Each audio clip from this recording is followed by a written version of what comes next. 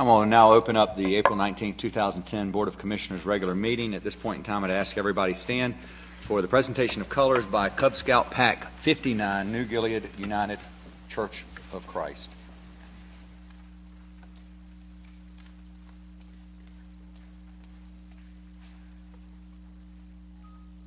Color guards advance.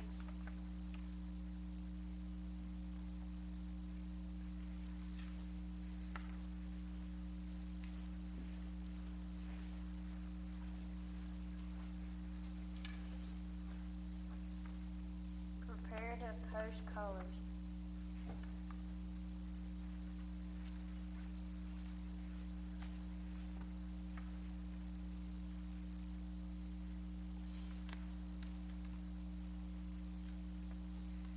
Post the colors.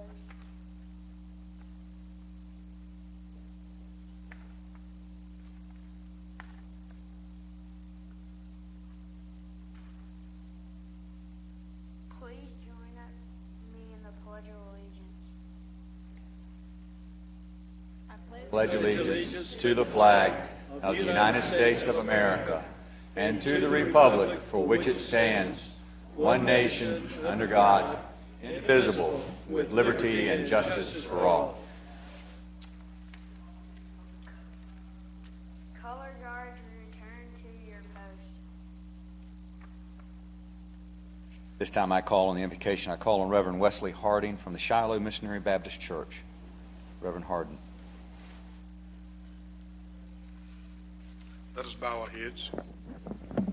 O wise and merciful God, our Heavenly Father, we come at this hour asking your blessing upon these and those. O Heavenly Father, we know that you are God, and beside thee there is none other. And Father, we ask you to bless this here board, bless the community, and bless these, O Heavenly Father. We know that you can, and we believe that you will. Let them be able to make decisions and do the things that is right in your sight. In Jesus' precious name, we pray for Christ's sakes. Amen.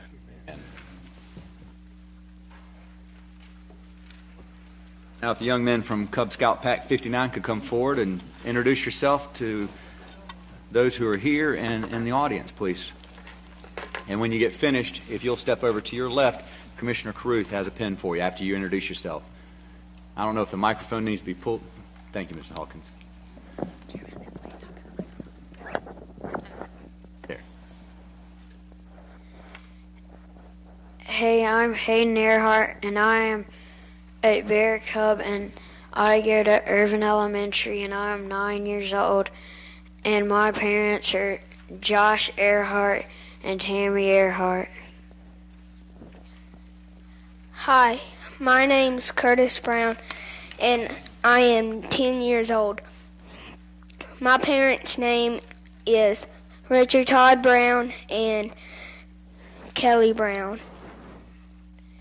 In my school, the school that I go to is Forest Park Elementary. Hi, my name is Jonathan Hackett, and I am 9 years old, and I go to Irvin Elementary School. And my parents' name are Leonard and Judy Hackett. Hey, my name is Wilson Hart, and I'm 9 years old, and I go to Irvin Elementary, and my parents are Tammy Earhart and Josh Earhart. Hi, my name is Sam Haberman, and I go to Irvin Elementary. My age is 10 years old. I'm a Bear Cub, and my parents are Scott and Kim Haberman. Hi, my name is Jackson Miller. I am 10 years old. I go to Millbridge Elementary School, and my parents are Ashlyn and Brian McNeely. Hi, my name is Karen McNally. I go to Irvin Elementary School. I'm a Bear Cub. My parents are Karen McNally and Montina McNally. You can give the microphone to Mrs. Hawkins. Thank you. Thank you all for coming out and presenting the colors.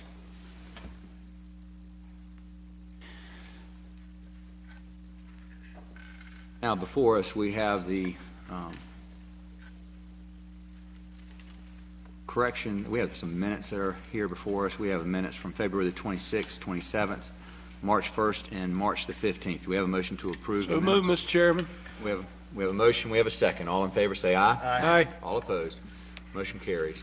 Next is the agenda that we have here before us, including there's an attachment, which is the resolution I was talking about at our work session in support of Concord and Kannapolis' efforts on the Google project regarding internet and internet accessing that we have in the back. We have a motion to approve the minutes with the addition that I referenced. I make a motion to approve the agenda. Second motion. We have a second. All in favor say aye. Aye. All opposed. Thank you. That motion passes. Next matter we have is C1, which is the Human Resources recognition of Patsy Greasin on her retirement from the county, and that is found on page 51. And at this point in time, I would call on Mr. Rose. Thank you. I didn't see you out there, Mr. Rose. Mr. Rose is our new director for the Department of Social Services for about 7 months now. So thank you very much for coming. And Mrs. Greasin, is she here tonight? Mrs. Greasin. And Commissioner Minot has a plaque to give, but after Mr. Rose, Director Rose completes his discussion. Mr. Rose. Thank you, Mr. Chairman. Good evening, Ford. I am pleasure to be here tonight to recognize and honor Patsy Greasin. She joined the Cabarrus County Department of Social Services in 1992, and she came to us as a clerical support worker. She started out part-time but went to full-time in 1993. One thing about Patsy was she was always just a beam of light. She was always so positive and so happy, and one thing that she did for our department was she served on numerous committees and agencies, both in the Child Welfare Division and in Child Support, where she ended up working in that unit, serving the citizens very well. And we are just so proud and pleased to honor her, and we really want to thank her and recognize her for all her hard work. Over 17 years with the Department of Social Services, serving the citizens of Cabarrus County. That's a lot to be proud of. We are so happy for you in your new stage of life and hope you're enjoying retirement. And we have, from the department standpoint, we have a gift for you as well. And then Ms. Minot has a plaque for you as well. On behalf of the Cabarrus County Board of Commissioners, I want to give you this plaque and acknowledge your sincere appreciation and dedication to the citizens and families of Cabarrus County, and I know we're all better for your years of service. Thank you very much.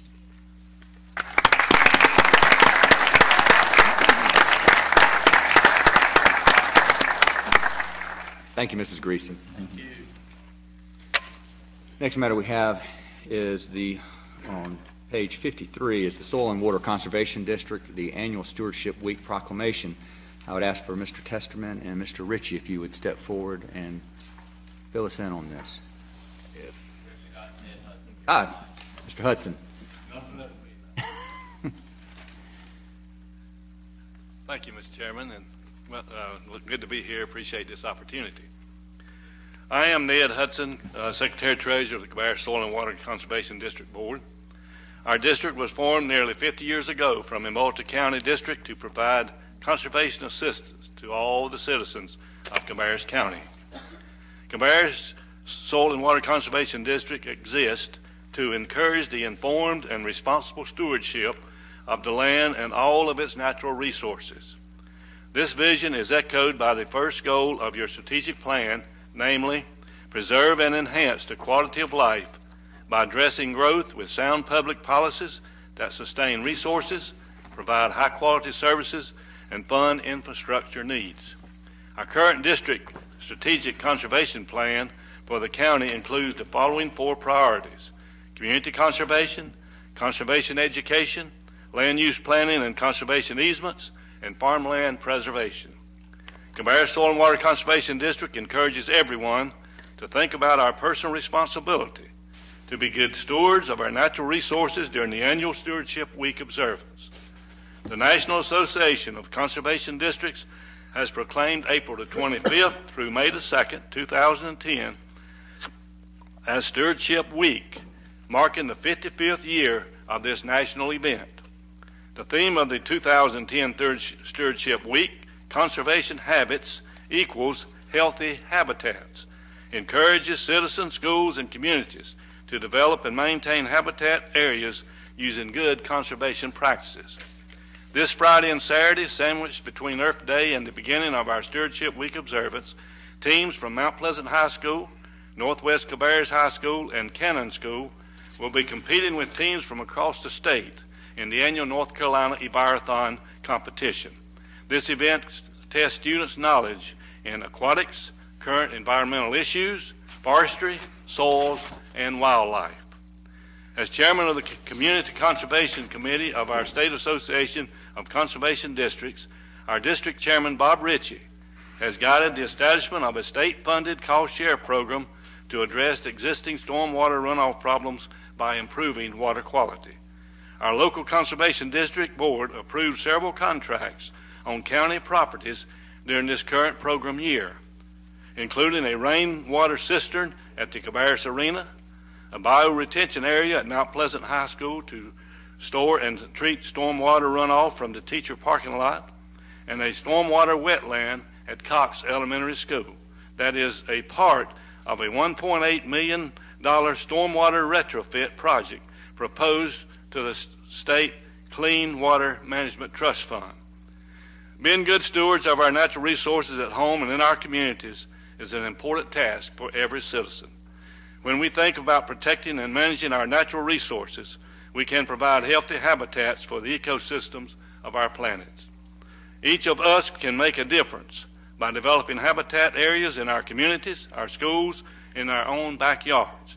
We will look forward to working with you in partnership in the months ahead and years to come. Thank you, Mr. Chairman. Thanks. You said the Evirathon. Where is that going to be held? That's up at Cedar Rock Park in Alamance County. I believe that's right. Great. Yeah. Thank you very much. It'll be a two-day event. And do we have a motion to adopt the proclamation that's attached recognizing the annual Stewardship Week? So moved, Mr. Chairman. Second. We have a motion. We have a second. Any discussion? All in favor say aye. Aye. All opposed. Motion carries. Thank you, Mr. Hudson. Thank you.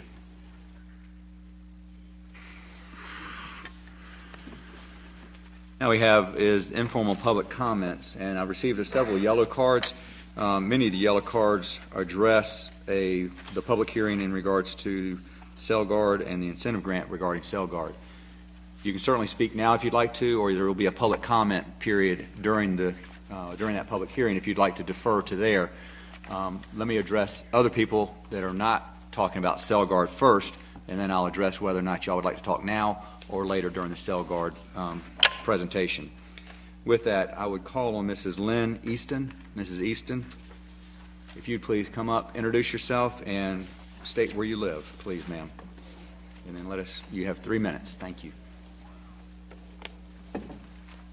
Thank you very much. My name is Lynn Marie Easton. I live in Cabarrus Woods subdivision. My address is 10521 Starwood Avenue. I moved to Cabarrus Woods approximately a year and a half ago. I purchased a HUD foreclosure that was in need of repair in the inside. The outside, however, was another matter. I've furnished a handout for everybody, and I'm going to refer to that. I said before I came here that a picture was worth 1,000 words, and if you flip a few pages up, you'll see what I mean. Myself and my neighbors have had to endure several different things going on in the backyard in reference to a sea-mud Wassac project that's putting in a sewer on the other side of Crozier's Creek, which runs through all of our backyards. We've had to endure creek erosion. The creek has crested twice this winter and brought down our fencing and pushed debris into our yards 30 feet. We've met several times with the Wassac and sea-mud gentlemen, and they have, in my opinion, answered all of our questions and met with us repeatedly until all of our questions were answered and made us feel very good about what was happening in our own backyards. That has not, however, been the case with the pollution situation. The water in Crozier's Creek and the surrounding springs area, all the watershed there is polluted.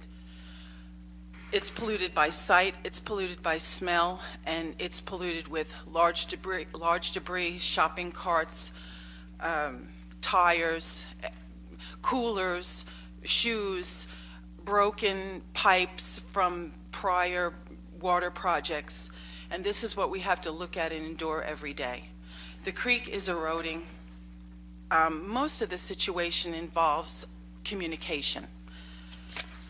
We have not been able to get anyone who will speak to us in reference to this situation. I spoke to the Department of Natural Resources in Mooresville on more than one occasion, and my last conversation with them centered around the fact that the water in Crozier's Creek, which runs in back of our homes, 200 feet from the back of our homes, is polluted to the point of being federally mandated to be cleaned up. That means that we don't have there's no choice about it. It is one of the worst polluted water in the country, and it is running through our backyards, and our children are playing in it, and our pets are drinking it. I've tried to the point of exhaustion to get someone to help us or talk to us. I've spoken with Dennis Testerman, and that's led to a dead end, and that's why I'm here. Okay. We can make this part of our record that you've presented if you would like for that to be Yes, sir. done. I have who, what, when, where, how, and why, and I have that twice. Did you want it to be in there twice? Yes, one states the problem and one states the solution. And I also have a page of Possible solutions. I'm not a water expert. I might be by the time this is done. And this is just I'm a single mom. I'm also a small business owner in Cabarrus County, and I have a successful cleaning business for the last 12 years. And I work full-time, and this has taken a chunk of my time. And these are just my hit-the-ground-running, grassroots suggestions that could be put into place today. Okay. Mrs. Easton, do you mind if somebody from either myself or somebody from staff contacts you in the next couple of days? That would be awesome. That's what we've been praying for. Okay. Well, I can't give you a solution today. Yes, sir. We'll try and do it. We'll try and get with you as soon as possible. And by the end of the week, I will certainly be in touch with you to talk to you more about that, if that's all right. That would be awesome. Thank you very much. Thank you, ma'am. Mrs. Honeycutt, do you need... Okay. Thank you, ma'am. Next matter we have, or next person that would like to speak at public hearing is Mr. Harris Morrison. Mr. Morrison.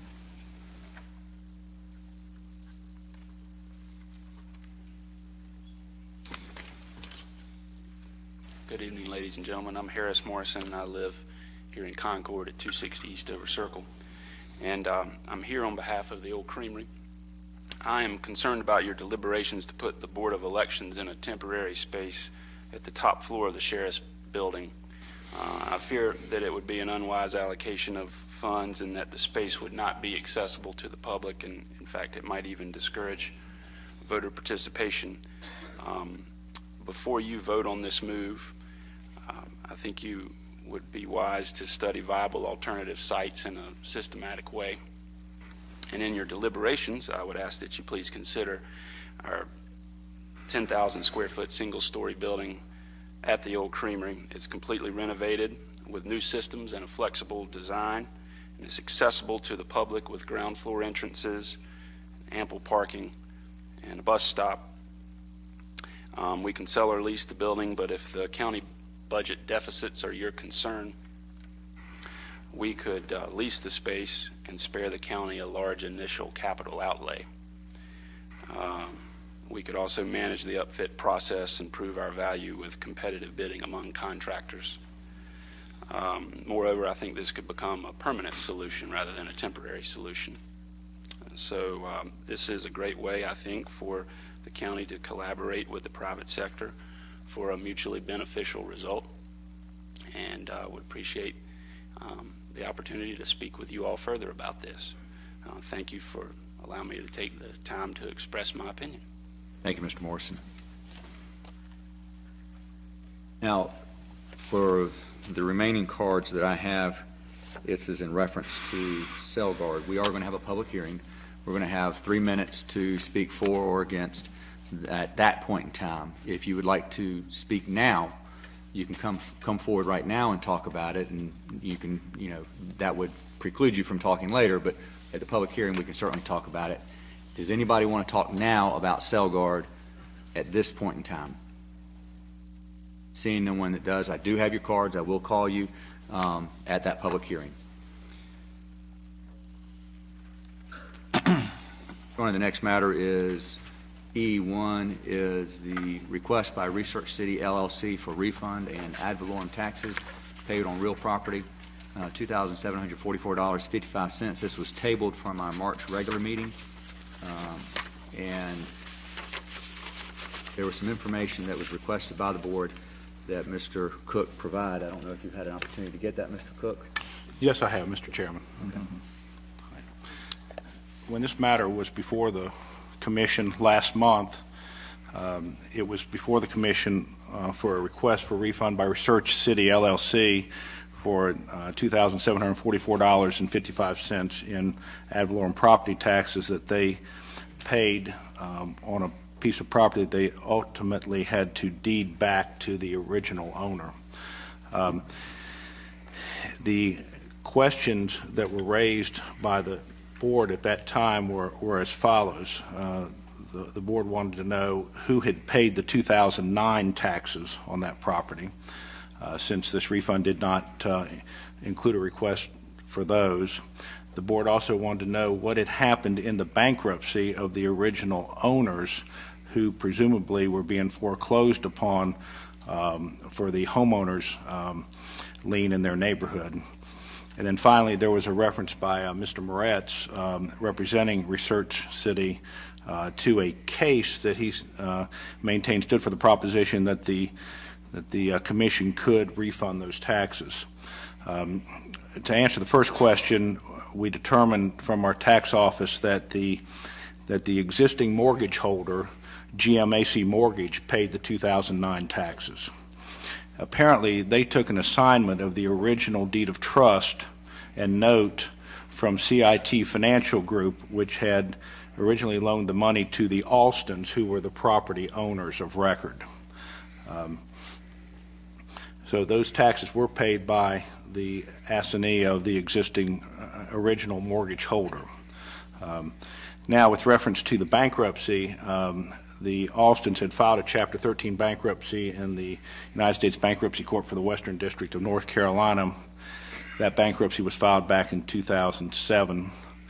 The county was notified of that bankruptcy and filed a proof of claim in the bankruptcy for the taxes for those years.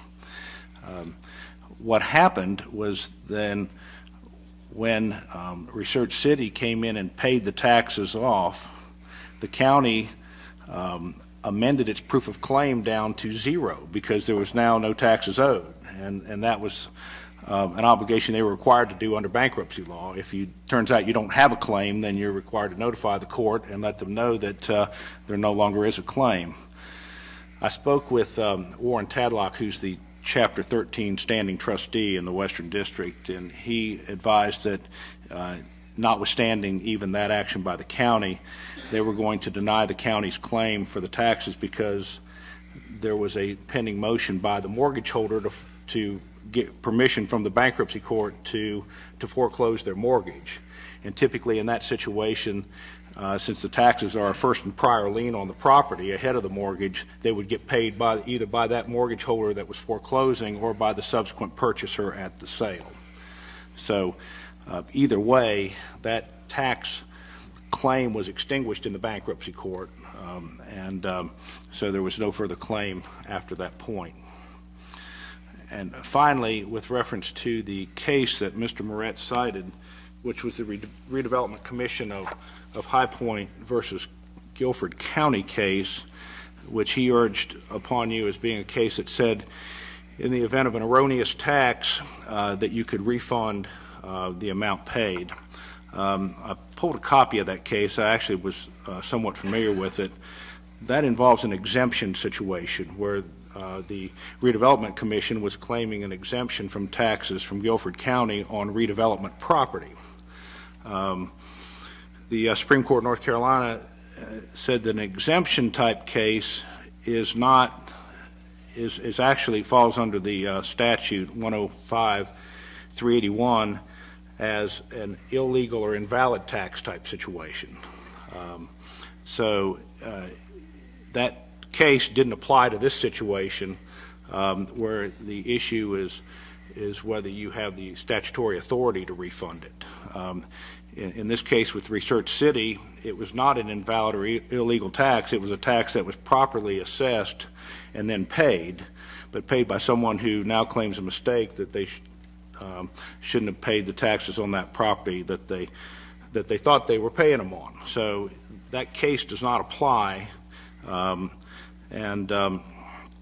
so I would just advise you that I don't think you can rely on that as authority to take an action to refund the taxes. It still gets back to what I had advised you in the memo back in February, that it would appear, to me anyway, under GS 105-381, that the board lacks the statutory authority to refund the taxes in this fact situation.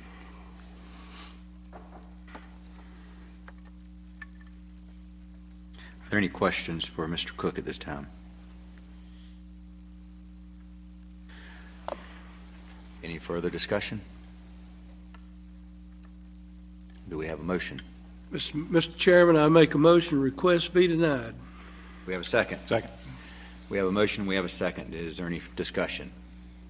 I'd like to make one quick point, is that Mr. Moretz has done a very good job in presenting his side of it and his client's side of it. I do not see where we have the authority by law to do anything other than what the motion calls for, despite his very compelling argument, and I wish we could do something differently, but we can't. With that, we have a motion, we have a second to deny the request for refund. We have, all in favor say aye. Aye. All opposed? Thank you. Motion is unanimous. Next matter we have is the consent agenda, and with the consent agenda we have a motion to approve the consent agenda as it stands. So moved, Mr. Chairman. We have a motion, we have a second. Any discussion? All in favor say aye. Aye. All opposed? Motion carries. Next matter we have is under new business G1, which is found on page 116. It's the section 5316 Job Access and Reverse Commute Program, or commonly referred to as JARC, and public hearing. At this point in time, I would call on Mr. Cood, or Stephen Cood, if you'll please come forward and present this to us for a public hearing. Thank you, folks. I'm glad to be here tonight. I'm asking that we have just recently reapplied for our JARC permit, or a JARC grant from the state that we had last year. I'm asking that we are reapplying. I'm asking that you sign the resolution to allow us to accept that grant if indeed we are accepted for it. We have any questions for Mr. Cood at this time? Hearing none, I'll open this matter up for public hearing. Does anybody want to speak for or against the Job Access and Reverse Commute Program? Seeing none, I'll close this for public hearing. Any discussion at this point in time? I will make a motion that we adopt the resolution. We have a motion and a second to adopt the resolution. Any further discussion? All in favor say aye. Aye. All opposed? Thank you. Motion carries unanimously. Next matter is G2, found on page 120. It's the Economic Development Grant Request, Cellguard LLC, a polypore company, and public hearing. At this time, I call on Mr. McDaniels and Mr. Cox for the presentation. Thank you, Mr. Chairman, and members of the Commission. Good evening. It's a privilege to be here before you on this important matter. Speaking tonight on behalf of the Cabarrus Economic Development Corporation, certainly with the support of the Cabarrus Regional Chamber of Commerce Board of Directors. Your board has a record of supporting existing, expanding, and new business in Cabarrus County.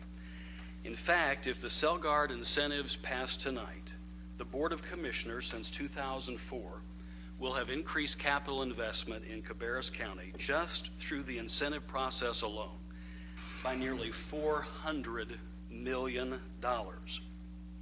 What that means is that you will have received nearly $400 million in new taxable inventory that you would not have had otherwise. That taxable investment, paid for by the companies that come here, help keep the taxes on our homes and properties lower than they would be without them. In just the last 6 years, you will have recruited new industries to Cabarrus County and will have supported existing industries which collectively have annual payrolls in excess of $180 million. Those businesses, large and small alike, today employ more than 2,200 people, people that you have put to work in jobs that you have helped create, without whose help those jobs would not be here. You have a record. In addition to the thousands of jobs created and the hundreds of millions of dollars of new investment the county has realized, your industrial grant policy has worked effectively to protect the citizens of Cabarrus County. The fact is that while you have returned a portion of the taxes paid by these new and expanding companies for a restricted period of time, Cabarrus County's treasury has seen a net revenue increase of more than $1.8 million over and above the value of the grants. And of course, when the grants expire, then those companies pay 100% of the taxes that are owed, while employing thousands of our fellow citizens, our neighbors, and our friends, and at the same time circulating more than $180 million through our local economy versus via payroll dollars. Those payroll dollars help our friends and neighbors pay their mortgages, buy their cars. They support our not-for-profit institutions. Those payroll dollars put their kids through college. They put food on our tables. It has been a good investment. You have a record. Now, it's true that you are the primary funder of the Cabarrus Economic Development Corporation. And over the last 6 years, you have provided $2.6 million, or about $434,000 a year, to the EDC. In return, the EDC works with local companies which want to expand, recruit new industry, create new jobs, and market Cabarrus County to the world. Working with you over these last 6 years, we have been blessed to realize those $400 million of new capital investment, which is 15 times the amount of the investment that the county has made, not to mention the payroll making its way through our economy and the thousands of residents who have jobs today that might not otherwise have them. Thank you for your investment in job creation. Thank you for giving us the opportunity to return on the investment that you've made. And thank you all for taking calculated risks on behalf of those who need jobs. That sets the stage for CellGuard. Our timeline for CellGuard began September 18th, 2009, with a call regarding Project Gold. However, we would not have received that call if it were not for prior actions that the EDC had taken. The funding that you have provided allowed us to participate in North Carolina's Certified Site Program. As we were seeing more and more project activity come to Cabarrus County because of the work of the EDC, we knew that in order to be more competitive with other counties in the state and literally across the country, in order to be top of mind with the state's Department of Commerce, we would have to certify some sites, and so we spent the dollars. Excuse me, Mr. Cox, I'm sorry to interrupt. If everybody could turn their phones off to turn them off or put them on vibrate. Let's take 30 seconds if we can do that. I'd appreciate it, because I know it's distracting up here. Thank you all very much. I'm sorry, Mr. Cox. No, thank you. We spent budget dollars to certify sites, including sites in the International Business Park. Part of that process requires statewide developers from Commerce to walk the site, and they did. When Project Gold finally got hot after traveling around our region for a long, long time as a project, Our certified site manager in Raleigh at the North Carolina Department of Commerce remembered a site that she walked, that she certified in Concord, North Carolina. And she suggested that the Secretary of Commerce and others fly down to the International Business Park because she remembered the potential value of this site. So again, our work on your behalf, the monies we spent, the relationships that we built, and the certification of that site led to an opportunity. We thank you for that opportunity. You have a record. We were initially competing with other North Carolina sites as well as locations in 4 other states. We're grateful to Chairman White for his availability in spending time with us, with officials from the North Carolina Department of Commerce, and with other local elected officials. Chairman White has been willing to arrange his schedule, sometimes at the very last minute, to meet with our projects, to tour our companies, and to work with key officials in making opportunities like this available to the citizens of Cabarrus County. We appreciate that kind of leadership and support. Project Gold, CellGuard, as we now know it, has been a very complicated project. We have worked on this in Raleigh, and in Charlotte, and in Japan, and in Washington, D.C. It has bipartisan support. And I'm proud that our Board of Commissioners tonight can provide the final approval to make this job creator a reality. I believe that you're fully apprised of the details of this deal, those details having been advertised as part of the public hearing process. I'm pleased to stand before you tonight asking for these incentives, knowing that Cabarrus County has always received back more in taxes than it has granted, and that no grant that we have brought before you in these last 6 years has failed to perform. Even with the troubled economy, and even though we have come through 12 months of double-digit unemployment, believe it or not, we are still the 2nd most employed county in the region. As I have often said, we will rebuild our local economy one job at a time, and we are. Even a strong employer like Connections that you allowed us to bring here several years ago will go through uncertain workforce conditions from time to time, when they have outperformed every hope that we had for them when their grants were first issued. Even though they go through this difficult economic cycle in setting aside 315 jobs, the hope is that they will return that line to full employment and again be at or about 1,000 people working. We believe that they have the ability to do this, and soon those jobs will return. And so, Mr. Chairman and Commissioners, I'm asking tonight that you agree to extend the offer of grants to CellGuard and to direct the county manager and the county attorney to finalize those documents and agreements. And in putting ink to paper, you will continue to create opportunities for our citizens who need jobs.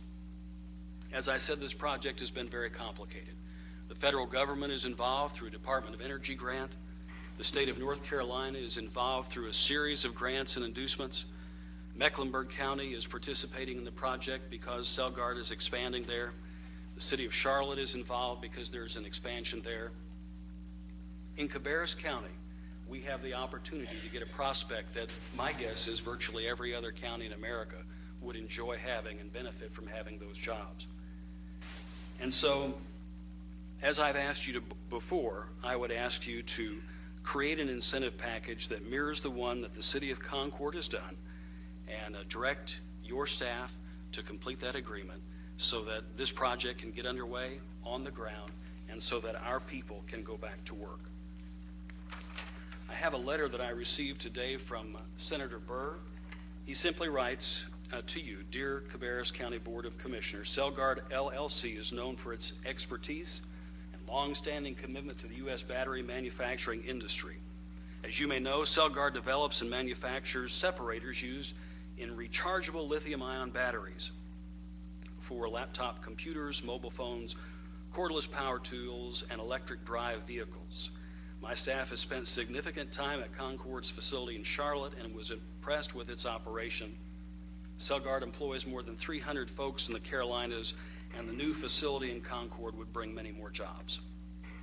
I'm excited about the possibility this new facility could bring to Concord and to Cabarrus County. Richard Burr, United States Senate. So, having said that, sir, is the stage. I call upon you, please pass those incentives that we have discussed over these many months. Is there any questions for Mr. Cox at this time? Mr. Chairman, I do have several questions I could. And part of this, I apologize to the rest of you for, I was out of town on business for maybe the last meeting where some of these things may have been asked, but I had several questions I needed to get some answers on. And I know that also we have tonight several of our citizens here also watching by television that help them to understand what goes into this. This is, you know, how a lot of people just got there, we're just writing a check. And I had some questions, though, and to make sure I understood fully in the agreement, draft agreements in front of us. So it may be, answer may come from you, Mr. Cox, or from Mr. Day, or Mr. Cook, if, you know, want to go through these. So just bear with me if you would. And we'll get you all Coke out of the refrigerator when we get finished tonight. So, first of all, on page, I guess, page 2 of the agreement. Do you have the agreement with you? I do not, and okay. I'm aware that pretty much I'm not sure if Friday was the latest agreement or if there was one circulated today. So. Okay. Well, the question I have is that they have identified 20.66 acres in International Business Park. And basically say they agreed to locate it on that tract of land. If they move that, is that affect the agreement any at all? If they move that to another location in the county? They cannot move it to another location in Cabarrus County, primarily because the Department of Energy grant, they had to send folks from EPA and EPD down here to certify the site in a different way that we had it certified to make sure that it will actually work for the purposes of the DOE grant. So it's not. They're locked in there. So if they did not go to that site, and you know, they had one, to go to the site, it would hold everything up. They had one preferred and final site in North Carolina, and it is these lots in the International Business Park. If they do not locate there, they still have sites in 4 other states where they could land. Okay. The next thing is on the site prep is that it looks here that the company is responsible, Celgar is responsible for the site prep work. Neither the county nor the city has any responsibilities in that area. That's okay, correct. So basically that they take, and I was here too, that they, it says here the company does not subsequently take ownership of the site for any reason, then they reimburse the county.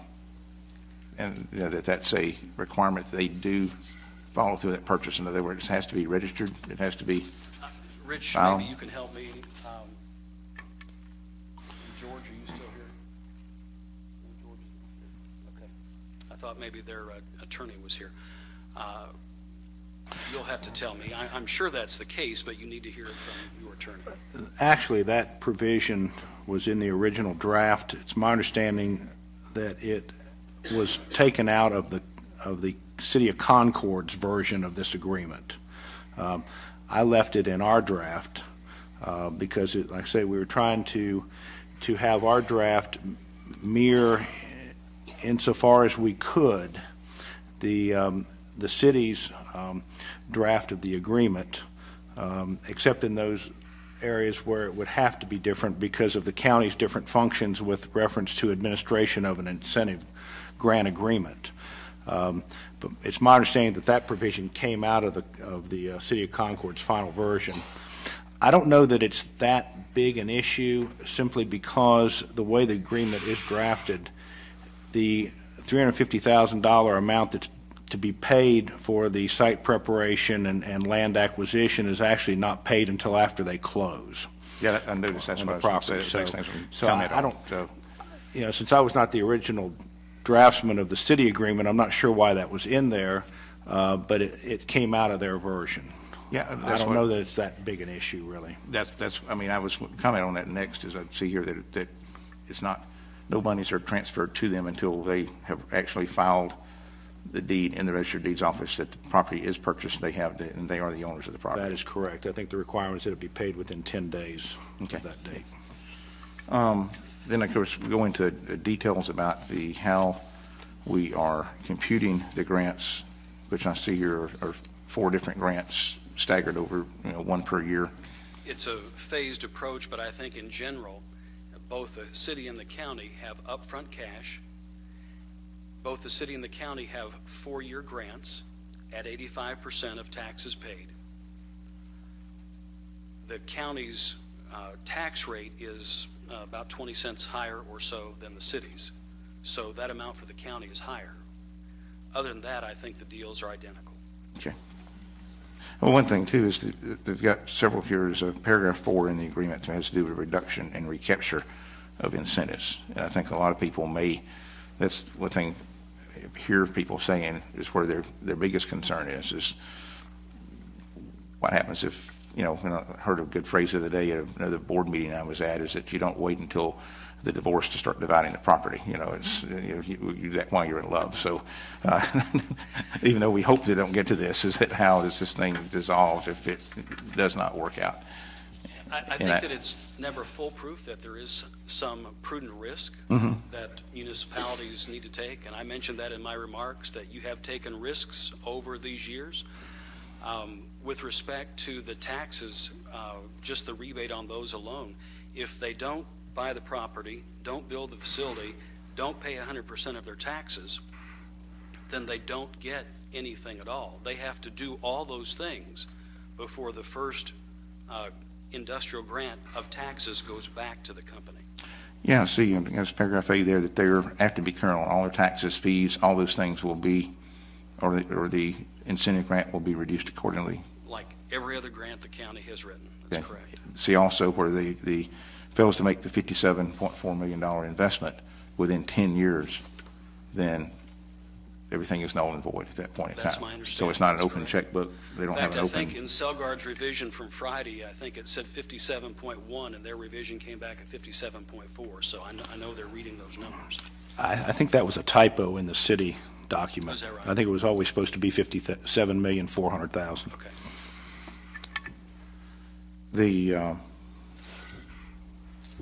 And of course, the important thing is that the grant is not, it's 85% of the taxes they pay. Correct. So if there is ever a reduction in those taxes or the investment is less that year, then there is no... and all those values are established by your taxing authority. So your tax assessors actually go to the facility, they put the value on it, that's how the tax is established, and thus their taxes are assessed and paid based on the county's valuation. And I think one of the more important things, if some reason or another they cease operations at the facility sometime in that 10-year period of time, then they owe us back the full $350. And Rich, if you can, I know there's a graduated scale of 1 to 4. But that's for the incentives, I believe, is what I see here. Correct, with incentives. That's correct. If you look on page 6, under F, it's actually 4F. It provides that the $350,000 site acquisition and site preparation amount is to be repaid, and then the amount of the grants that are based on the phases of construction of the plant itself is in a table where it actually is scaled downward as time moves on. The first 4 years, it's 100% of those grants to be repaid. Then beginning in year 5, it drops to 65%, and then on down to 10% in year 10. Okay. Also see that, and I think this is something maybe also different from the city, is that if they're required to meet all the federal and state grant requirements. I mean, they have to meet all their benchmarks in order for it to for them to be effective for us as well. Well, that is in our document. It's not in the city's version of this agreement. That was something that was put in at the suggestion of the EDC. I was informed late this afternoon by one of the attorneys representing Selgard that they don't agree to that provision. So I'm not sure where that leaves us on that particular. That was a bit of a surprise. We were under the impression that that was something that was acceptable to them, but he has informed me differently as of about 5 o'clock this afternoon.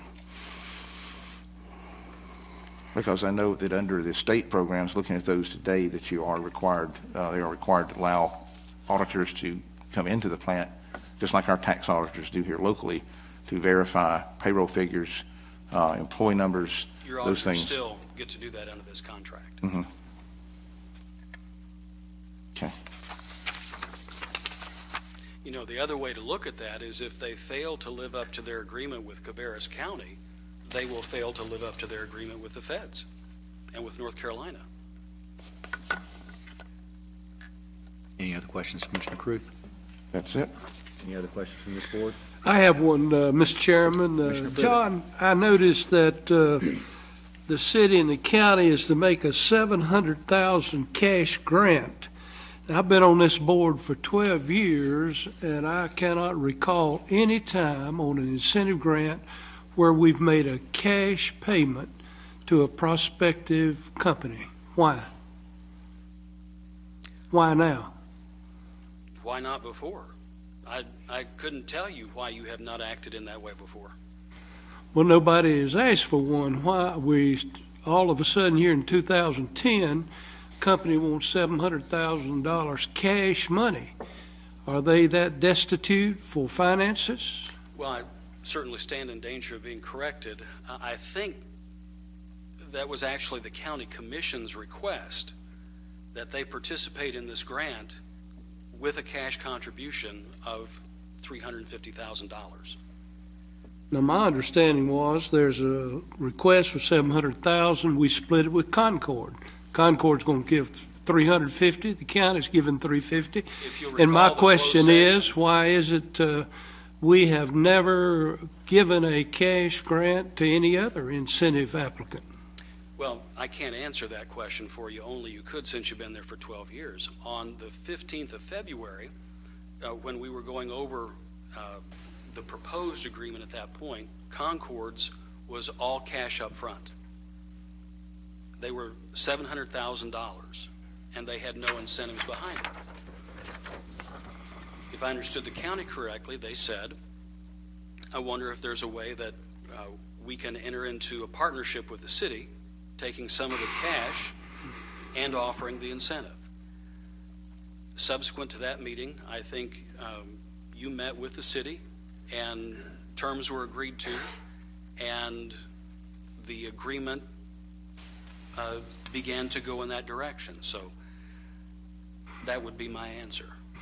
Well, let me give you this information, might give you some insight concerning discussions with the Secretary of Commerce of the state of North Carolina. The reason for the request for cash up front, it appears the company's cash flow might be tight, and that could be another factor for the upfront money. So as this company is so tight on their cash flow, it raises questions to me if they are able to make the investment they say they're going to make. Well, I think that's a good question. I think every company on the planet is having cash flow issues at this time. This is a company that's in an innovative green area of manufacturing that North Carolina hasn't seen. Heavily recruited project. Again, it's something every county in America would like to have. I'm not a CPA nor the son of a CPA, and I haven't been privy to their internal financial dealings. I would tell you that we do all the research that we can on companies. We don't bring you losers. We bring you what so far have been sure bets. So, you know, you can take that up with them, but that's the best answer that I can give you. Any other questions, Commissioner Privet? Any other questions, Commissioner? Thank you. Any other questions right now? At this time, I'll open this for a public hearing. Thank you. We have several cards here, and I don't have here what's for or against. What I would ask is, I just got Anthony, and I apologize for butchering your last name, Capazzolo. If you'll please come up, and if you'll just state whether you're for or against and what your position is, sir. Good evening. And I'm sorry, if you just pause it for 1 second. If you can state your address so that we have that for the record as well. I'm for the proposition. My address is 1167 Lemster Drive. That's in Concord. My name is Anthony Capazzolo. I've been employed at Connections since the spring of 2009. I worked as a supervisor on the Sprint account. I wanted to let you guys know how grateful that I am that you approved incentives several years ago that brought Connections to Cabarrus County. Unfortunately, the global economy has caused many companies to reevaluate how they do business. I was a supervisor on the Sprint account, and when Sprint chose to end its contract with Connections, myself and over 300 fellow employees lost our jobs on the Sprint line. Connections, however, still does employ 500 people here in Cabarrus County, and we all believe that they will add additional lines and hire more people again. In the meantime, another company wants to come here and add more than 200 jobs. So I'm asking you that you approve the incentive request for CellGuard and give those of us who are looking for a job a chance to find one here at home. Thank you, sir. Next person I have here is Mr. Thomas Hill. And there is, just a reminder, everybody, we do have a 3-minute time limit. But thank you, Mr. Hill. Thomas will take you. Mr. Hill. I'm sure that was a coincidence. Right? Ladies and gentlemen of the board, I appreciate this opportunity to speak tonight. Actually, I'm privileged to be here to represent the membership of 2 local organizations: the Libertarian Party of the Libertarian Party of Cabarrus County and the Cabarrus chapter of the Campaign for Liberty. And our membership is against the incentive. First of all, it's easy to stand up here and say what you're against, but you need to be for something. And as a libertarian, I'm for free markets. And I believe if there's a role for government to take part in the economy is to ensure a level playing field, to protect the market against force and fraud, and to treat each and every company as well as each and every citizen equally. I believe we all should be equally looked upon under the law. And I have a question for the board tonight. And do you believe that government should treat companies equally? All companies on a level? In other words, justice be blind, that you don't, have special privileges for one company you might not afford another.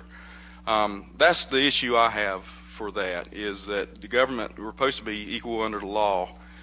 And I believe it's unethical to provide incentives, whether it be tax rebates or cash money, to certain businesses and that not being available for every business.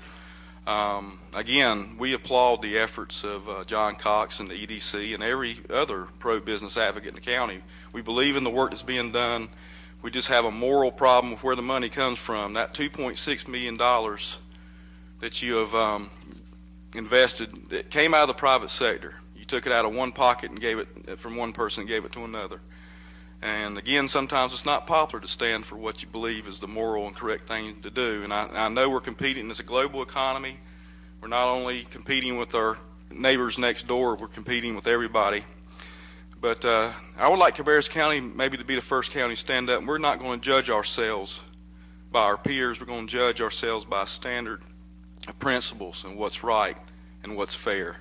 So regardless of your decision tonight, anytime from here on out that any taxpayer in this county has a problem paying their taxes, have mercy. And remember, they don't have the same privileges extended to them that some of the companies do. And personally, I just don't think that's right. Thank you. Thank you, Mr. Hill. Next person I have here is Mr. Thomas Shepard. Mr. Shepard. My name is Thomas Shepard. My address is 498 Deborah Circle, Concord. And in the interest of full disclosure, I am currently a candidate running for the primary here in the Republican Party for County Commission.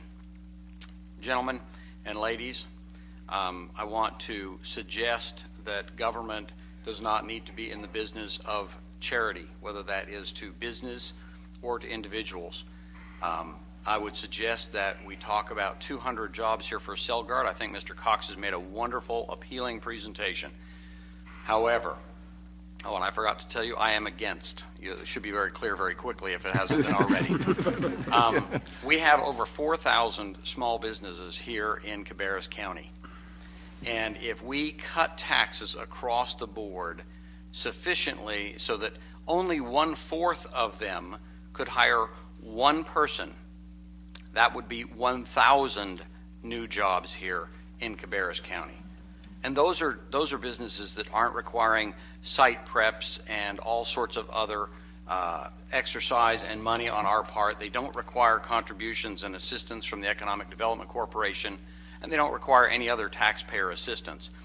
If those 1,000 jobs averaged a $20,000 a year payroll boost, that would be $20 million in payroll that would be added to this county, that would give us an opportunity for, at a lower tax rate, to produce greater revenue. And I believe, although I'm not a CPA or the son of a CPA, that if we do the numbers on that, we can come up with a lot better numbers than taking money out of the pockets of our ordinary taxpayers and giving it to large business. Because anytime we do tax incentives, anytime we do corporate welfare or individual welfare, it is nothing more than redistribution of income. And we find ourselves looking at 200 jobs here or 20 jobs there. We're much like the woman who was found on the witness stand when the lawyer asked her if she would be willing to have sex with an individual who she never knew for $1 million. And she said, well, yeah, I guess I would. And then he said, well, would you do it for $10? And she said, no, I'm not that kind of girl. What kind of girl do you think I am? And the prosecutor said, we've already established that. We're just dickering over the price. I suggest that we've been perhaps prostituting ourselves for big business, and we need to look at the little guy in this county. And we have over 4,000 of those little guys and gals. We already had one woman stand up here who testified that she's a small business owner. I'm sure that she would appreciate an across-the-board tax break too. Maybe it would allow her to hire one other person. I don't have anything else for you today. If you have any questions for me, I'd be happy to entertain them. Thank you, Mr. Shepard. Thank you. Next we have is Mr. Rick Starnes. Thank you, and I appreciate the time you've given me tonight. I had a whole statement here prepared, and some quotes from Howard Bill from the movie Network. I'm madder than hell, I'm not going to take it anymore. But I think after just hearing questions that Commissioner Carruth had and Commissioner Privet had, this deal is not even a solid deal yet. You've got things in this deal that Richard has not been able to answer. I suggest let's table this for now. This is not the time. This is very important. I'm very pro-business. I don't represent any group tonight except for myself. I'm a conservative. I'm unaffiliated, a proud former Republican. But this is not the time to do this. Mr. Privet was right. $350,000 that has never been done in the history of this county before. Now, everyone knows when you put cash liquid like that, it can go anywhere. And considering the secret meeting that was at the Hotel Hilton just a couple of weeks ago, and I think that was a lure, and considering another official with the chamber, Mr. Rankin, well, he boasted and said, I'm going to make money off this sale guard deal. By gosh, that's wrong. That is wrong. And so he wanted to fire Mr. Day. He's not jumping high enough for him. Commissioners, this is not the time to do this. I'm not saying that we shouldn't offer incentives, but my gosh, it should be something that we can afford at least. $350,000 in cash? That just doesn't, it smells of something dishonest. And from what we understand, this is coming down from the Obama administration. Obama to Raleigh to now here in Cabarrus County. We're feeling Obama right now. This is like the health care plan. Nancy Pelosi said, you'll find out exactly what's in it once we pass it. Well, this is what this is leading up to be. We're not going to know what's in this until after you pass it. Tonight is not the time to do this. Let's look at it again and do it and offer this something that's within our means. Thank you. Thank you, Mr. Starnes. Next we have is Mr. Carl Tyson. Mr. Tyson.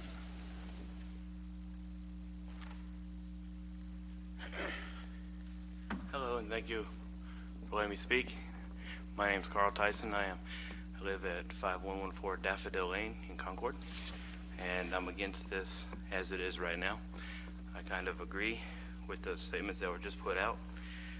because there's just too many holes in this and there's too many questions. And it does look like the Obamacare just all over itself. A few minutes ago, I'm sorry, but Mr. Cox didn't even have a current agreement of this. Y'all apparently don't even have it. So it's obviously not done. So how can you pass this incentive grant when it's not done yet? If you want to continue this garbage coming from Washington, D.C., as they are now, cramming this taxes and killing us, destroying our country, continue this style of politics, because we are taking note. I would ask that as this situation is right now, you do no to it. I'm for business. Fix this problem, and then we'll probably say yes to it. Depends. We need to see full disclosure. We need to see everything. Sailguard, the Economic Development Corporation, the Chamber of Commerce need to put out 100% of this information to us, not the night of, not right now, because please hold up your current, if you have a current resolution to this, hold it up so we can see it. The current one, please. Hold it up. And you hold the laptops. Good. And I'll ask anybody else that has one in the audience, hold yours up so we can see. We need to see it. Because one thing that I've learned is the price of something versus the cost of something. The price, it doesn't matter really what the price is, as long as the cost of it is negative from the taxpayer standpoint. In other words, it makes us money. If this deal does not have a negative cost to the taxpayer, it shouldn't be done flat out, period. And I have all the papers here, the drafts and all. It's just not good because we simply cannot afford this kind of thing right now. Please do the right thing, research it out. Now let's not have this debacle again like we did with the jail, like we did with Bruton Smith, or like we did with, the Tribune building. I can go on and on and on. Let's keep the politics and the paperwork above, put it on the website, finalize the deal first, then say, hey everybody, here it is. This is what we want. The latest thing. So I trust that you'll do the right thing because there's just been too many jobs lost. There's too many people hurting. Just look at the quality of the cars on the road. And the Cabarrus County taxes are highest. These incentive grants are not working. So please do something to help us and do the right thing. We trust you to do that. And thank you. Thank you, Mr. Tyson. Next person we have is Mr. Darrell Bost. Mr. Bost.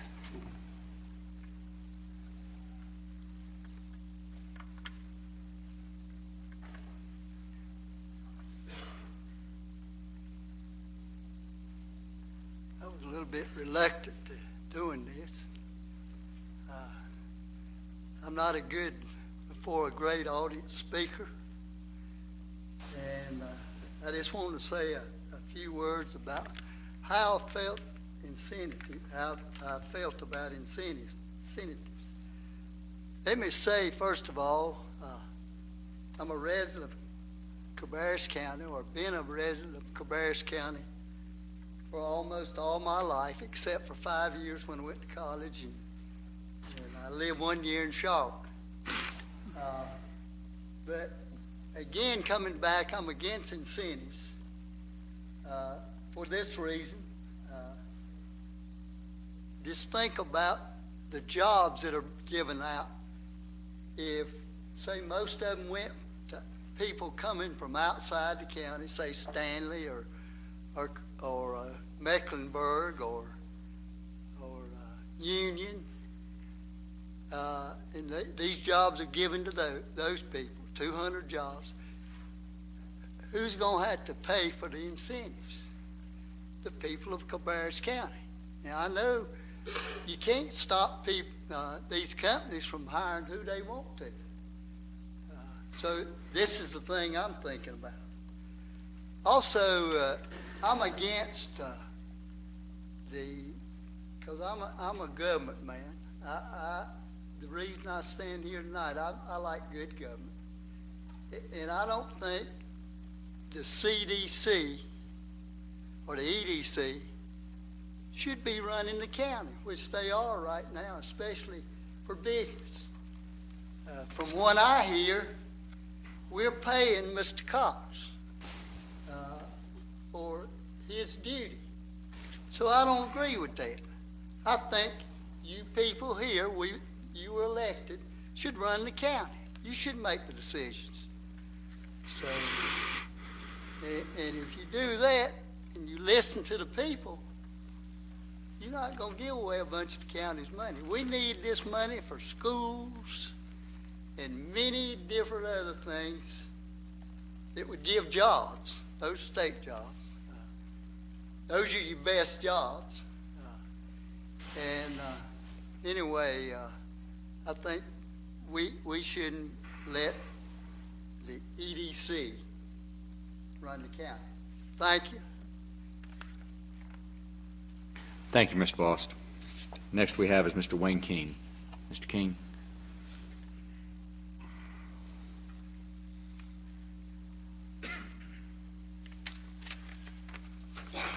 Mr. Chairman, Commissioners, appreciate the opportunity to spend a few minutes with you this evening. I'm here in support of incentives. I don't like them, but the U.S. Supreme Court has decided they're legal. North Carolina State Supreme Court has decided they're legal.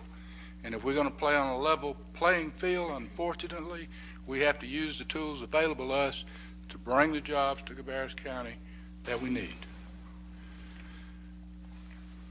CellGuard is an innovative company involved in supplying and improving energy options and related products. This project has been awarded a U.S. Department of Energy grant and has helped bring additional exposure to our county. We may all not like a lot of things that are going on in Washington, but that's the government we have, and having this grant is an asset to Cabarrus County, I think. This project projects more than 200 local jobs with wages exceeding $50,000 per year.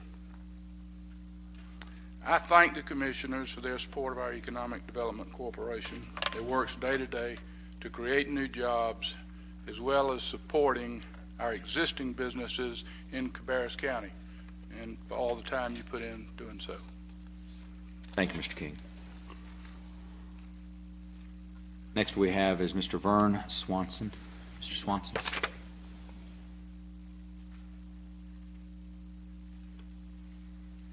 Good evening, Chairman and Board.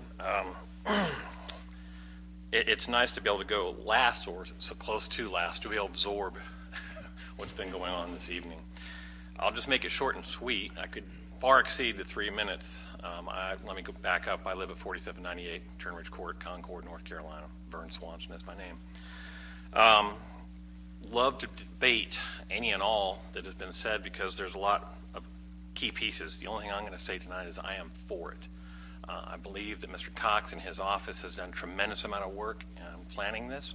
He was not the only one. I think that other offices in the state and as well as federally have overseen this. I'm sure that there's a few adjustments, as there is in any business dealings, to where if you want to pass something through, then you can accept this, you can accept that. But in general, I'm sure that it wasn't gotten this far had it not been a pretty solid deal. And I am, again, for it. Thank you for your time. Thank you, Mr. Swanson. Next we have is Mr. Gary Walker. Mr. Walker. Mr. Chairman and fellow commissioners, I appreciate this opportunity. My name is Gary Walker, and I live at 2445 Christenberry Hall Drive in Concord. I was born, bred, and raised here.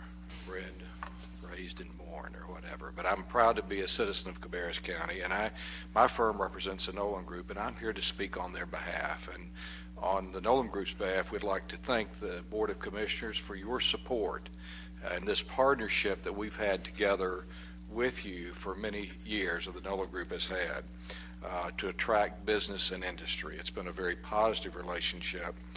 Today, the International Business Park represents the third, when you group all the companies that are located in the business park, it represents the third largest employer in Cabarrus County, only third behind number one, Northeast Medical Center, and second, the Cabarrus County School Systems.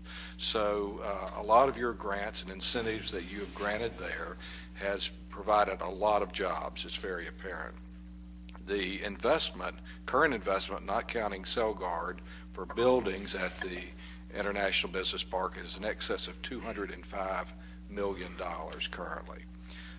The Nolan Group feels like they have as you know, they've been partners with our local governments for many years, and they really value their relationship with Cabarrus County, and would like to go on record as to let the residents of Cabarrus County know that not only do they ask for incentives through the Economic Development Commission, but also they provide discounts on land, as they did with Cisco Foods. They provided to be competitive, to attract Cisco, because, as you know, the county government cannot discount land prices. So they've been very competitive in discount land prices, most recently for pre-jail, and in this situation with CellGuard, they are also discounting prices to be competitive in the marketplace. Your support for this requested incentive will create more jobs in Cabarrus County, and we all know that jobs are king today. We need more jobs in Cabarrus County, especially with the loss of Philip Morris, and so this is a great opportunity. We'll create over 200 jobs with about $50,000 or greater salary per year, which is excellent. So we ask that your vote tonight be in the affirmative. We believe that that vote in the affirmative will also state your position as a Board of Commissioners as a partner with government, because you have gone hand in hand with the Nolan Group throughout the years to work to make this a viable business park. And it is a joint effort together. We all get there. It's not through a lot of negativism, but it's through a joint effort. And we appreciate, the Nolan Group would like to express their appreciation for your support in the past and ask you for your consideration to vote for this incentive tonight. Thank you. Mr. Walker. Next is Mr. Richard Poland, if I pronounced that correctly.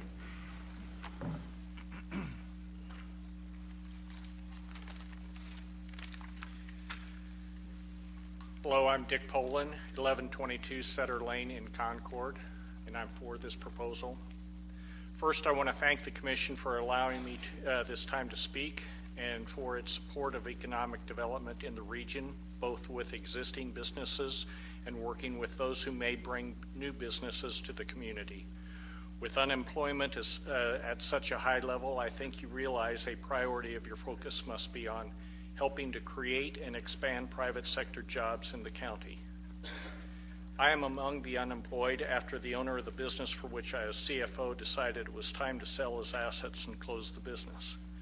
My job over the past 10 months has been to find a new job. That has proved to be quite a task, not just for me, but 11,000 other Cabarrus people looking for their next opportunity. A strong opportunity for the community could be CellGuard. I understand there will be around 200 jobs at this location with an annual payroll of about $10 million. This would be huge for the county, to say nothing of the 200 people filling those positions. And as you know, that growth in jobs and income, plus the annual cost to run the operation, benefits other businesses in Cabarrus. The job market for individuals is extremely competitive these days. The market for encouraging business expansion and growth into a county is no less competitive. I implore the Commission to continue your support for your friends and neighbors in the county and help some of them find that new start by helping CellGuard choose Cabarrus County. Thank you. Thank you. Next we have is Mr. Richard Callahan. Mr. Callahan. I'd like to thank the Commission for allowing me to speak. Hello, my name is Richard Callahan, and I reside at 1675 West Ridge Road in Salisbury, North Carolina, and I am in favor of the CellGuard grants. I've been unemployed for over 2 years, and I'm here to represent my fellow long-term unemployed citizens and taxpayers. Cabarrus County's unemployment rate today is at 13.4%, which correlates to 11,333 unemployed people, and this is simply unsustainable. The focus of tonight's meeting must be on jobs, jobs, and jobs. You have an existing and outstanding company like the CellGuard Corporation, who is planning to create more than 200 jobs with wages exceeding $50,000 per year, excluding benefits. Every county in America would like a chance at a project like this, since it offers the possibility of good, higher-paying, knowledge-oriented jobs of the 21st century, but creates hope for the 11,333 people who live here and are unemployed. As representatives of the people of Cabarrus County, I know that as commissioners, you are pro-business and will do the right thing by voting in favor of the industrial grants for the Celgard Corporation. Thank you for your time. God bless America. Thank you, Mr. Callahan. The last I have here is Mr. Jack Fahey, or I apologize if I mispronounced that. My name is Jack Fahey, and I live at 1463 St. Anne's Court in Concord, North Carolina. For 41 years, I was employed full-time in the communications industry. I never had difficulty in finding any work for which I was qualified, never collected unemployment. I was laid off last year following the Windstream purchase of CT Communications, and have not been able to find full-time employment. I read that we have between 12 and 14% unemployment here in Cabarrus County. That figure is much higher when you figure in those people who have run out of benefits and those people who are self-employed that can't find work. They're not included in that 12 to 14%. That means 1 out of every 7 or 8 people that you walk past on the street, that you go to church with, that you see at the mall, that wants to work full-time can't find it. I asked the commissioners to support the Celgard package and help bring Celgard here to Cabarrus County. I thank the commissioners for supporting the Economic Development Corporation, who work daily to create the kind of jobs that we need. I also thank the commissioners for fully supporting small and large businesses in Cabarrus County. If it takes incentives to bring Celgard here and their jobs here, then I'm for it. If these incentives will help 200 of my friends find work in Cabarrus County, then yeah, I'm for it. I urge you to do whatever's possible, whatever you can, to bring jobs here. If you don't, there's another group of county commissioners in another county somewhere that will. I believe that incentives brought Michelin and BMW to South Carolina. Commissioners, please bring some really good jobs here to us in Cabarrus County. Thank you very much. Thank you, Mr. Fahey. With that, I'll close the public hearing. Do we have any discussion on the board at this time, or is there any discussion or any motions? I had one more question, Mr. Chairman, if I could, because I have, and this was back to the thing when I was making comments a while ago or asking questions, and I don't know, Mr. Cook, what you mentioned that Celgard has come back and said that provision, that one provision in the agreement, that they would not accept that provision? That's my understanding, yes. They sent me a marked up draft of the document we sent them early last week, and that provision was excised from their draft. So I questioned their attorney about it, as I indicated late this afternoon. He said that they figured that there's already sufficient clawbacks in this document if they don't perform under the Cabarrus County incentive grant agreement, that it doesn't necessarily need to be linked in their mind to the requirements that they have to fulfill for the Department of Energy grant and also for the various different state of North Carolina grants that are being awarded. That was the explanation I received. One more question. Sure. Do you feel that then is, I mean, are you satisfied with what he said? Do you feel like that's, or that you well, that's the have an opinion on that? We got this information from Mr. Cox, who said that the company would agree to it. So I think that we can do one of two things: is if that can continue to be negotiated. I think Mr. Cox was certainly speaking on their behalf and thought they would agree with it, and they certainly agreed with the state. So I think that if it mirrors the state, I don't see the difference that the company would have with this as it relates to the state. Mr. Chairman, I would not correct you at all.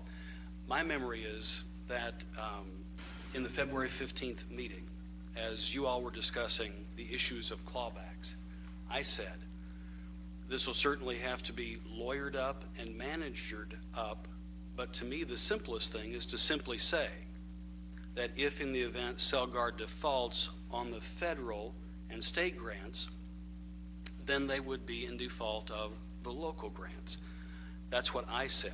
And as I said, it came from my simple mind. I was not speaking on behalf of Celgard. And at the work session on April 5th, I tried to recount that again. To me, that was a simple solution. I read the draft agreement that came Friday and saw that it's, I think, 19 pages long, and there are a number of different checkpoints there that the county has put in there to maintain its ability to negotiate favorably. This one, evidently, is an issue. I think the last thing that I said to you in the work session was that it would mirror as much as it's possible the agreement that the City of Concord has with Celgard and not reflect the state grant or the Department of Energy grant. So if I caused you to think that I was speaking on behalf of Celgard, I would apologize, because I'm not their attorney and was not negotiating a deal on their behalf. That was simply my simple idea. Okay. Mr. Chairman, can I read? I'd just like to read this paragraph. You know, if for any reason company defaults in any provision of any agreement or program, whether it be federal, state, or local, from which Celgard receives or is to receive any kind of incentive grant for this project, including but not limited to grants from the United States Department of Energy, the North Carolina Job Development Investment Grant, the One North Carolina Fund Grant, sales tax exemptions on machinery and equipment, NCDOT improvements, community college training, and employment recruiting and screening, then in such event the company will repay the county as provided in section 4, paragraph F above. That sounds like exactly what you said would be the simple way to say it, is that they don't meet the state requirements, then they don't meet the county requirements. And then they're in default. If they're in default of the state agreement, they're in default of the county agreement. But that's apparently what they're not agreeing to that. So what I'm here, I guess I'm a little confused. That's my understanding. Well, you know, as we conclude these grants time after time, I always ask, as I did earlier this evening, that you would direct your manager and your attorney to finalize the negotiation between the county and the city. All we're asking for tonight is that thing. That's the purpose of the public hearing.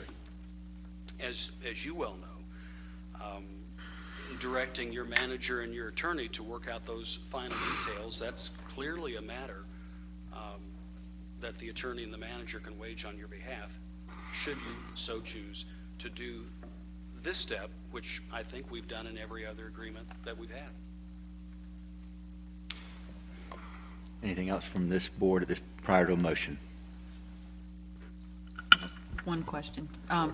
For Rich, on Commissioner Caruth is referencing letter G under section 4. That's the one that he just read. Section F under... That's page 149 of our agenda, or page 6 of 16. So go back a page to page 5 of 16. That's okay. 5 of 16. You're fine. Page 148, letter F. If the company ceases operations at the facility, and then it gives the table that breaks out years 1 through 10 and how much they would have to reimburse, what percentage? Yes. Do you see that? Yes. Is that still in? Yes, it is. Okay. Let me read that one, because I think that's the one I agree with you. What we were trying to look at is how to protect the county in as many ways as possible. Letter F states, if the company ceases operations at the facility or otherwise ceases to use the site for the purposes contemplated herein, in either case within 10 years after the company commenced operations at the facility for any reason other than non-performance by the county of its covenants under this agreement, then at the county's request the company will, 1, reimburse the county the $350,000 for site preparation work, and 2, refund to the county a percentage of the EDI grants previously paid to the company, in each case depending on the year in which the company ceases operations at the facility as determined by the following table. And it's 1 through 10. In years 1 through 4, there will be 100% that they would have to pay back. So that's the main clawback that we have in place. What we were trying to do, and I think one of the reasons that G is in there is that, and this has been noted by numerous people, that the county's agreement doesn't specifically state the number of jobs. That was not part of our guidelines, I guess is the right word. And it was trying to link it, because there are job requirements in here, and those come through some of the other grants, and we're trying to make sure that we link it with everything. But if for any reason they do not do everything that they've said they're going to do, then letter F gives us the clawback, and they will then owe us the funds back. That's correct, and you're correct in your recollection. The job creation provisions are in the state grants. And I think it goes without saying that everybody on this commission will say that job creation is vitally important in Cabarrus County. That's right now, that's goal number one, is for us to find as many good jobs that we can to come into Cabarrus County in order to get our unemployment rate down, because right now it is, needless to say, a horrid problem that we have across the country and in Cabarrus County. I can't control anything in another county or another state, but we can do everything that we can in Cabarrus County to make sure that our citizens are employed. And not only employed, but every dollar, I teach a course called Travel and Tourism, and there's a term that we teach called the multiplier effect. So it's not just the fact that somebody has a job, it's the fact that that person goes out and spends the money in the county buying lunch or buying at the mall or buying a car or buying whatever, because that $1, whether it's spent in tourism dollars coming in the county or whether it's spent in that one salary, doesn't stay in your pocket. I can tell you I wish it stayed in mine, but I have 2 kids in college who are doing their darndest to make sure that nothing stays in my pocket. So that money is spent over and over and over again, and that's the whole point of the multiplier effect. So it's not just the $1 that comes in, it's how that dollar is used multiple times throughout our economy. And that's what's going to create multiple jobs, not just the 223 that's in this particular company. And I think that's an important item. But I'm satisfied that letter F, that our clawback agreement is in there. And that was the main one that I wanted to make sure was still there. So thank you. This is, by the way, all posted on the website. As you can tell, we go paperless. And I have people tell me that I don't know what you're talking about. Well, the way that I read the agenda is I go on the website, just like everybody else can. So all of these documents, I keyed in real quick to make sure it was still there and in the right place, and it is. So anybody that's interested can go to www.cabarruscounty.us, and under the Commissioners tab, you can go into the agendas, and you can pull up every single page of what we're looking at tonight. So, and it's been there since the work session. So it's been out there, long enough that you can pull it up and you can see it. So, thank you. Commissioner Mike, did you have a... Commissioner Poole has mentioned one of the things that I did want to mention, that these things are on the website. It's not as if we're operating in secret. It is available to anyone who wants to take the time to read it and see what we're going to be discussing at our meetings. The other thing that I would like to point out is that the EDC was formed by the county for the purpose of seeking jobs and businesses to come to Cabarrus County. That is what the existence of the Economic Development Corporation is for. Obviously, the folks here are not going to be in a position to spend full time going out and doing the things that Mr. Cox and his staff do. So we are supporting them with funds so that they can do that. They do not make the decisions. They bring these requests and proposals to us, and as you can see, and as they unfortunately chafe under sometimes, we take a great deal of time with these proposals they bring to us. They don't bring it to us. They don't bring it to us and we say, oh, that sounds good, rubber stamp. We have been talking about this for quite some time, and in this conversation this evening, I think, reiterates that we're trying to be very, very careful about protecting the decisions that we make in the long run. Can I guarantee Selgard wouldn't go under and be gone? No, but I can guarantee that the situation vis-a-vis the county will be such if that should happen. We desperately need jobs in this county, and this is a prime company. It's the type of company we want. It's the wonderful level of jobs, income for these folks, And as Ms. Poole said, these folks are not going to just live in a vacuum. They're going to go out and do other things which will strengthen our other businesses. And I know that this board has discussed in our retreat trying to think in the future of some innovative ways to do some more things to help our current local businesses, also incentivize them so that they can become stronger. I think that one of the jobs of a county commissioner is to make sure that the producers, the ones who produce the taxes, are healthy. And the way we can do that is by making sure we have the jobs here, the quality jobs that will keep our county strong.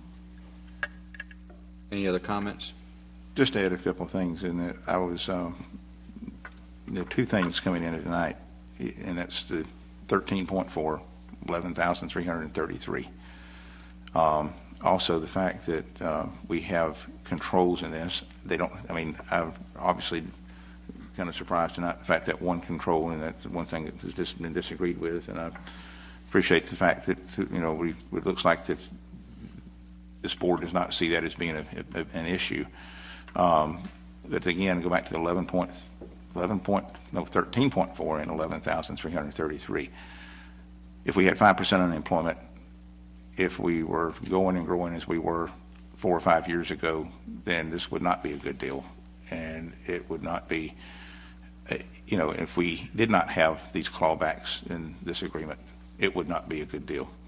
I see a paragraph in this agreement. I didn't cover it and won't read it, but it's in bold caps in the agreement.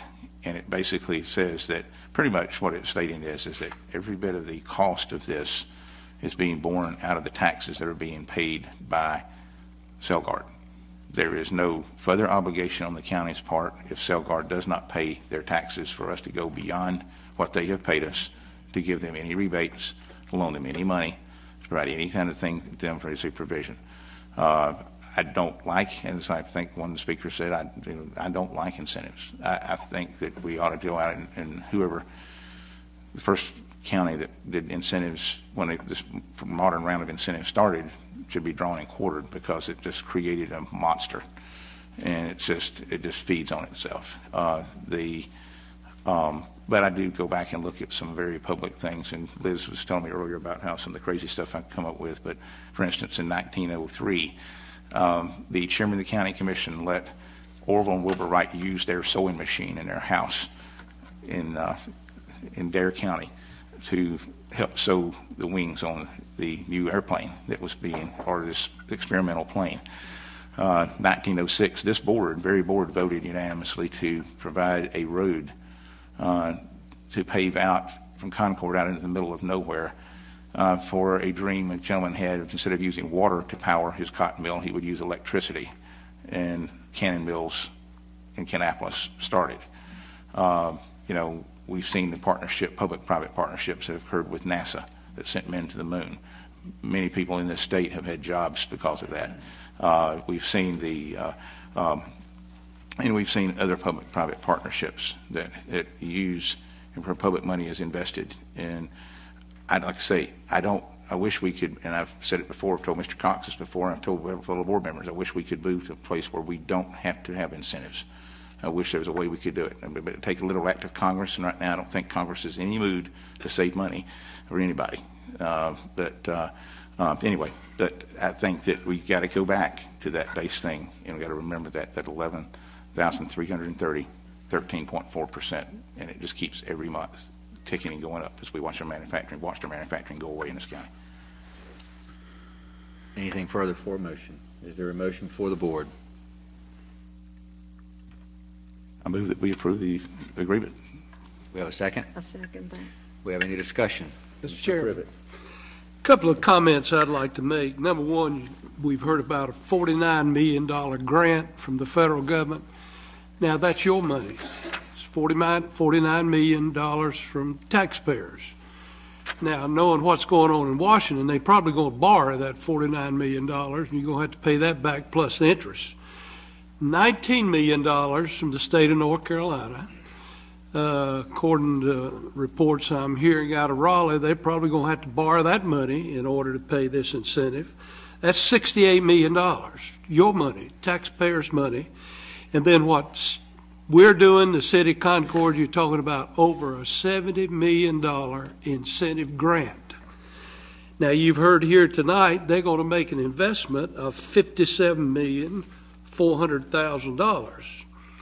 That's they're going to make about $10 million off of you just on the incentive grant. But be that as it may, the point I want to make is this.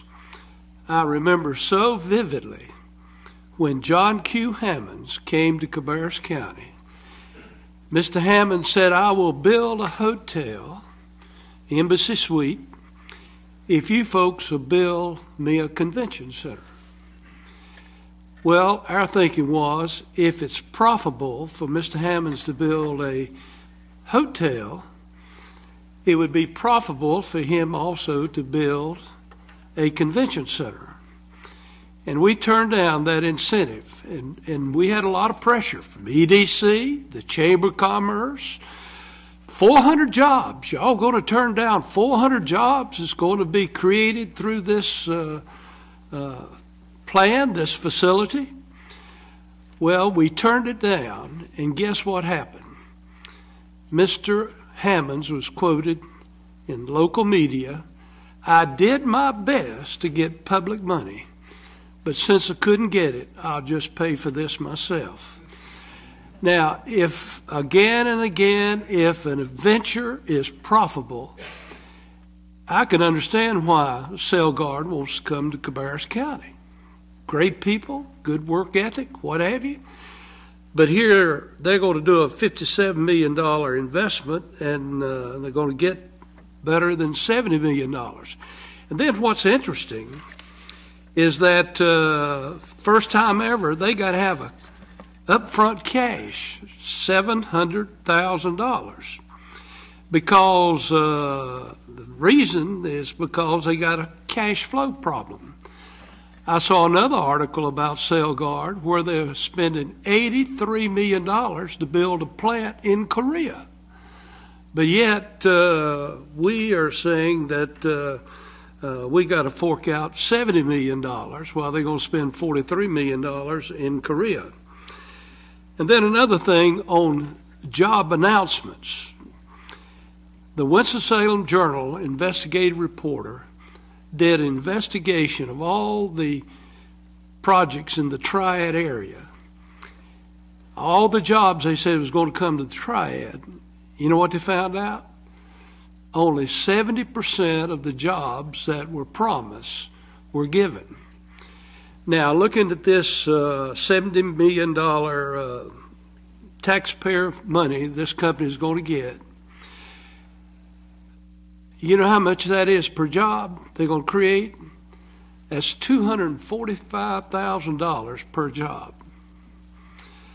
I had a local small businessman, Mr. Shepard, this weekend said, if you folks will give me $245,000, I'll create some jobs for each job. You know, if you give me that much, I'll be delighted to create some jobs.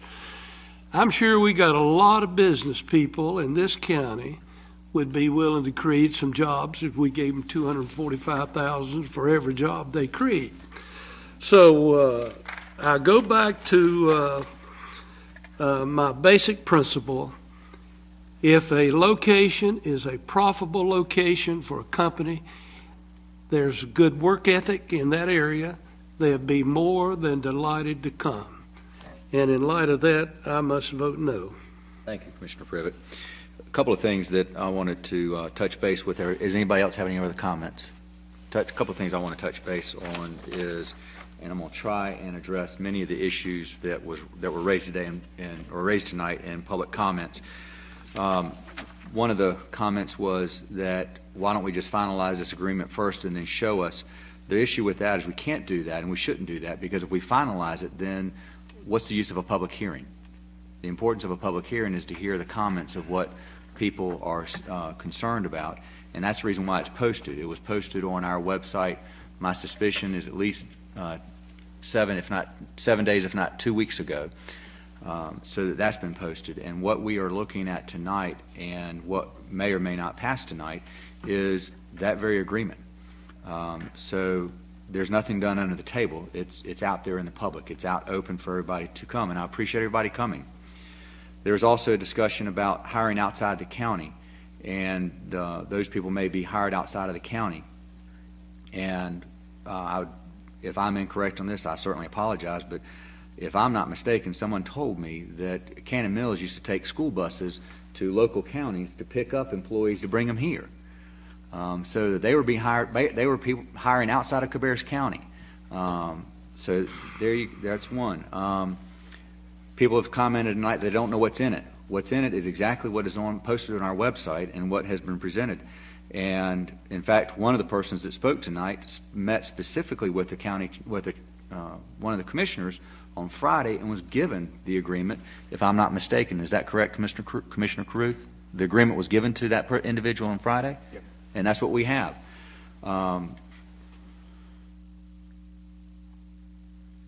Another is Department of Commerce brought this to us, found out about it and brought it to us as something that the EDC then took and ran with it and was able to provide it with us. A comment was made tonight that they received $70 million, or over $70 million, and what is not being discussed is that $57 million is here in Cabarrus County, and another $34 million is in Mecklenburg County, for a total of $91 million of investment that Celgard is doing in Mecklenburg County and in Cabarrus County. The three phases of this project that's been, let me make certain I got this right. The three phases of the project that's been presented to us tonight is one property of approximately $15.3 million. Second phase is $32.5 million in personal property, and another $9.6 million in personal property, for a total of not to exceed $57.4 million.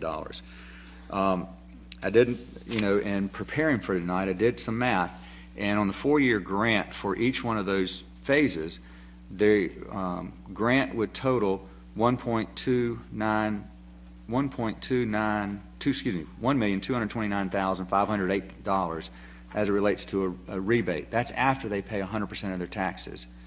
Now, over the life of the 10 years, the county would receive $2,386,692. So one of the questions tonight is it a negative for the taxpayers?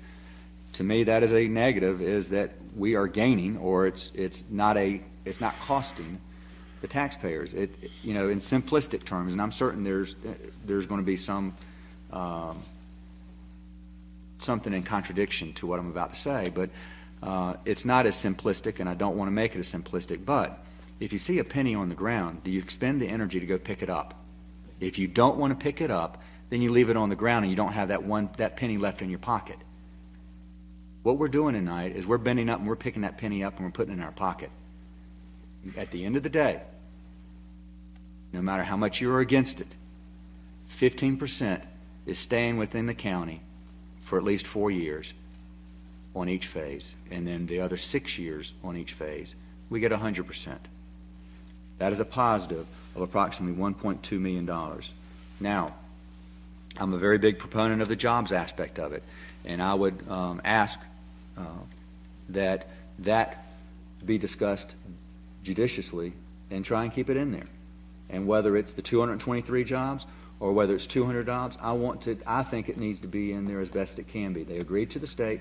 I think it needs to be agreed to by the company, because we need jobs here. It's very important to us to have jobs here, but it's also important that we're protecting the taxpayers, and we're doing it by putting in these clawbacks.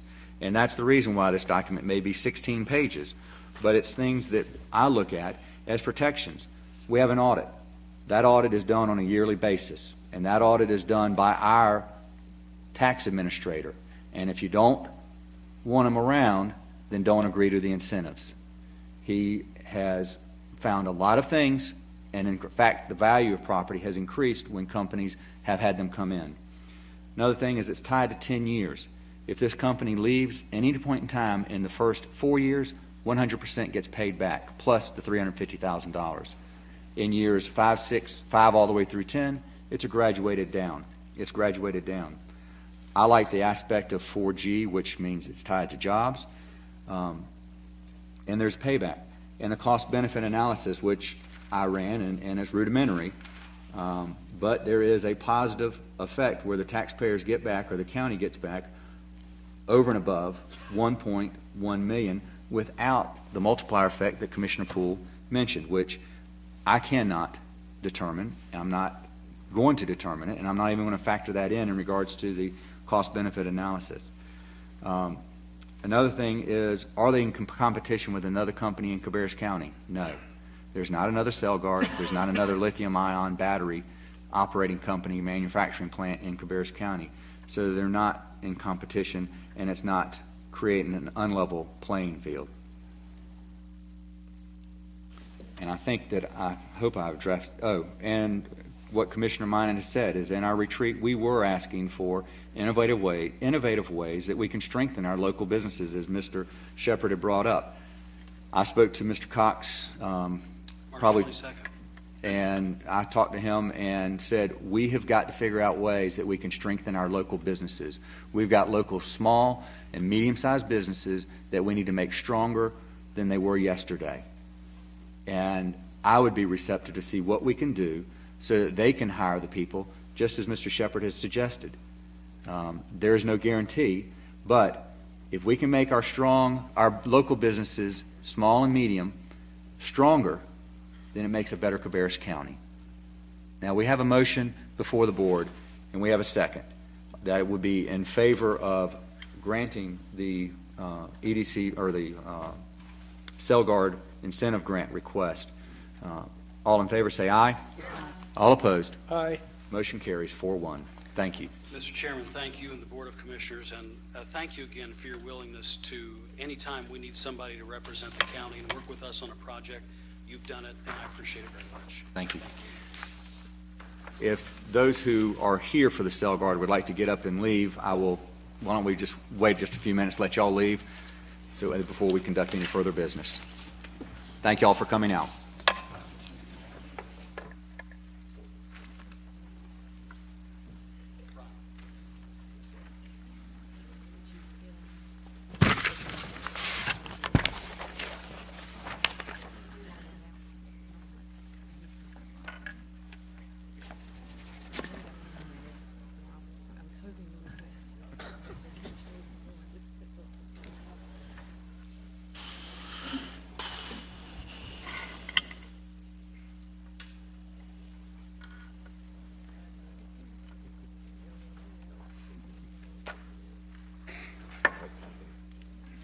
Hey, what we got next?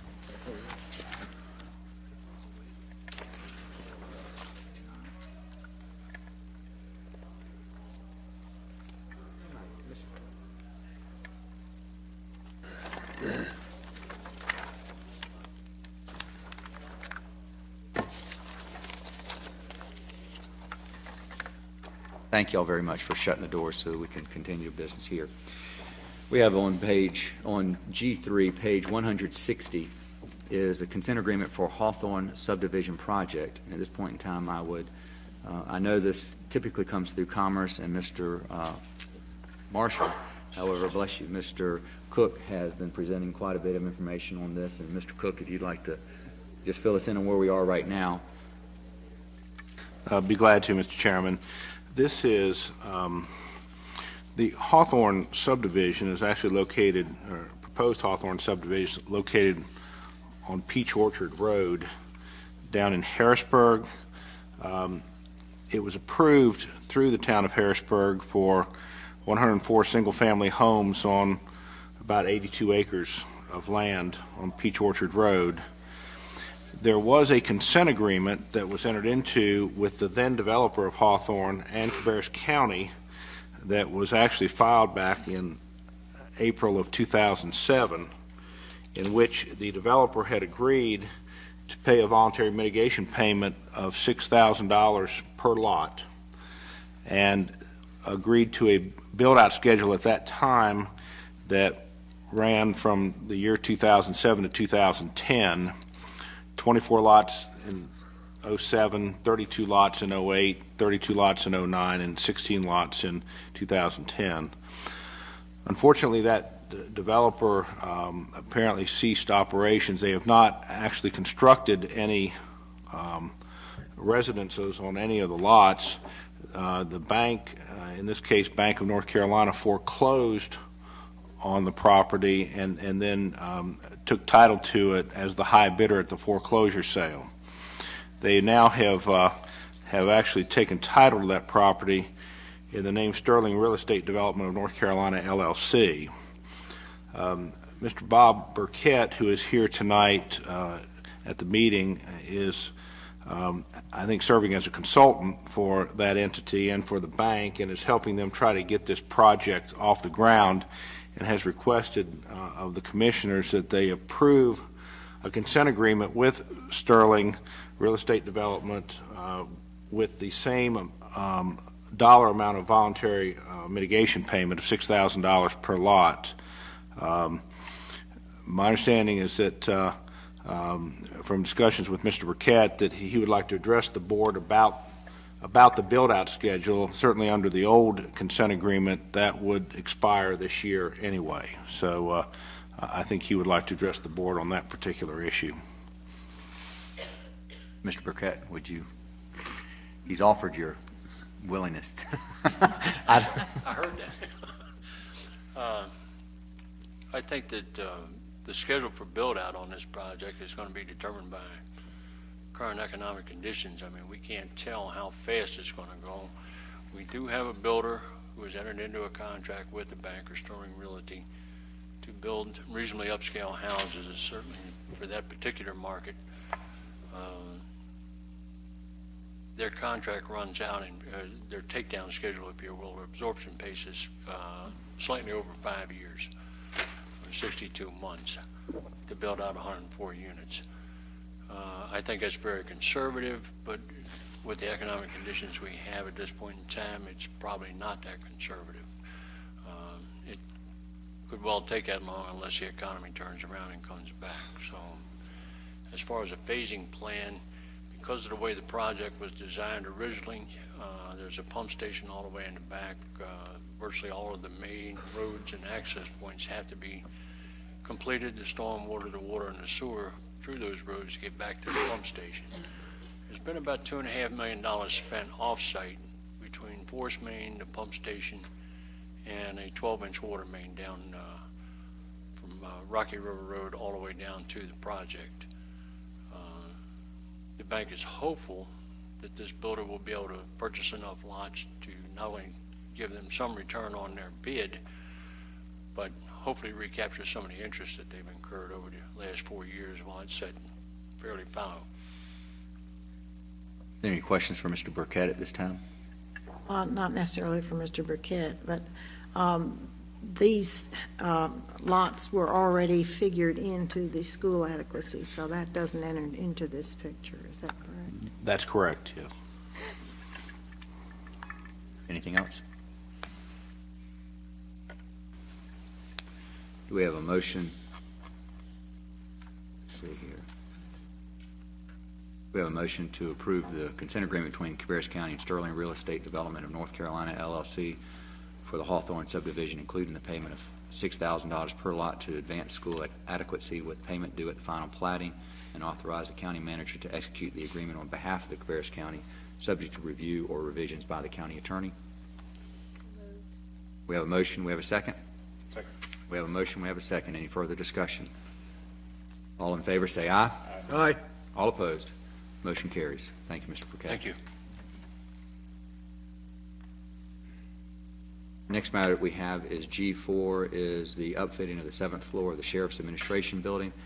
Calling everybody's attention back at the public hearing, or public comments point, that Mr. Morrison made some discussion points to us. I know that there was a meeting with Mr. Downs and Mr. Morrison this morning to get a little bit better information as to his property and possibly other properties.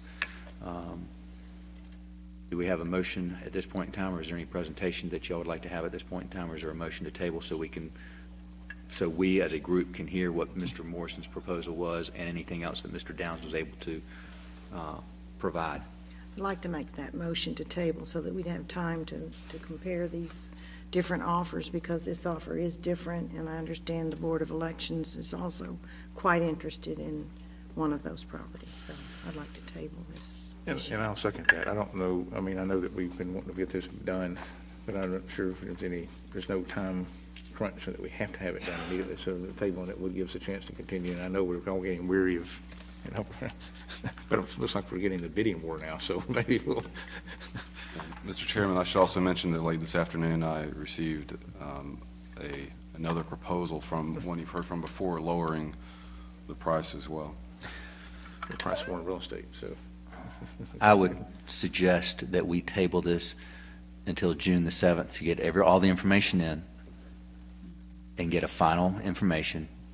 And if any one of us are contacted independently, then we need to refer it to the group, and we can certainly discuss it at our May meeting, and I'm talking about our May work session meeting to where we are, or we can just wait for everything to be presented on June the 7th. But I think we table it until June the 7th for a finalization of all potential sites, and then we put it on for final resolution on June the 21st, if that's satisfactory to everybody. Second your motion. We have a motion, we have a second to place this on for June the 7th with all final information needs to get to, at least to the county by May the 30th, or 31st. May 31st. I'm making certain there's 31 days. My days are blending. We have a motion, we have a second. All in favor say aye. Aye. All opposed. Motion carries. G5 is out of patience and perseverance. I would call on Mrs. Reep-Smith and Mr. Watkins from Harrisburg. Mrs. Reep-Smith is the new as you can be, town administrator or town manager for Harrisburg. And welcome. We haven't formally welcomed you to becoming town manager, but I think that's probably 4 months, 5 months old. Something like that. You're interim for quite a long time. Long time. Thank you. And we have a handout. You do, Chairman and Commissioners, for having us here. We'll make this very, very brief. The gist of our request is that we would like to get Cabarrus County to transfer ownership and maintenance responsibilities of Farm Mill Park to the town of Harrisburg. And the reason for that is, if you look at your handout, the map that you have there, we would like, as part of our annexation plan and our future growth plan, to begin our annexation with Canterfield. You see the location of the park. We don't meet the requirements for the adjacency for, according to the general statutes for annexation. So the park would not only give us the adjacency that we need, but it will also allow us to have an additional amenity in Harrisburg. We do not have a sedentary park right now. We are just starting our Parks and Recreation Master Plan, and the two parks that we do have are geared towards sports. And so Farm Mill would be a great amenity, especially to our walkers and our runners. We do have the sidewalk connectivity plan, just as City of Concord and Cabarrus County does, but we are lacking in some of those amenities, and we don't have the connectivity, and Farm Mill Park will alleviate a lot of that for us and help us to meet that need. For benefit to the county, I know that Farm Mill Park has expenses, both direct and indirect, for maintenance and cleaning. We have flooding down there and different things. We are willing and able to expend the resources to handle that, and we've spoken with the deputy manager, and he has spoken with the county manager, and they're in agreement that that would save the county those expenses. So what I would like is for the commission to agree to transfer the ownership and maintenance of Farm Mill and for the county manager to assign that to us with the restrictions that we know are placed upon it by the grants that were issued when the park was built. Any questions for Mrs. Reed-Smith? Sorry, are any questions for Mrs. Reed-Smith? So basically, it would be, how would, I mean, we're not just, I mean, are we just giving it, or are we, well, through the grant process, we're giving grants and then we'll pay for the? I would suggest that the finalization as to whether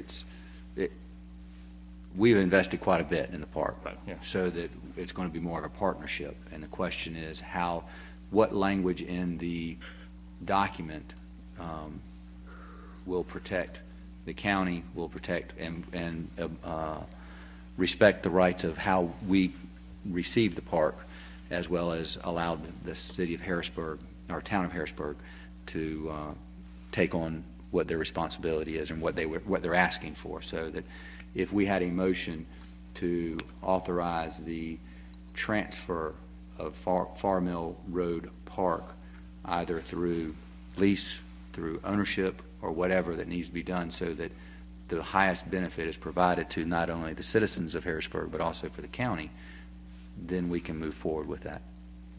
I'll make that motion, Mr. Chairman. Mr. Chairman? Yes, Commissioner Minot. I do have one question. Has there been any public opposition to this move from the subdivision that is beside it that's not currently part of Harrisburg? No, Canterfield, the majority of the residents there, and I can't speak for every single one, but they have a lot of, what should I say, interest.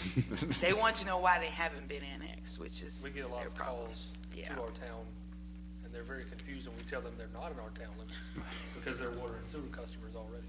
Yeah. Okay.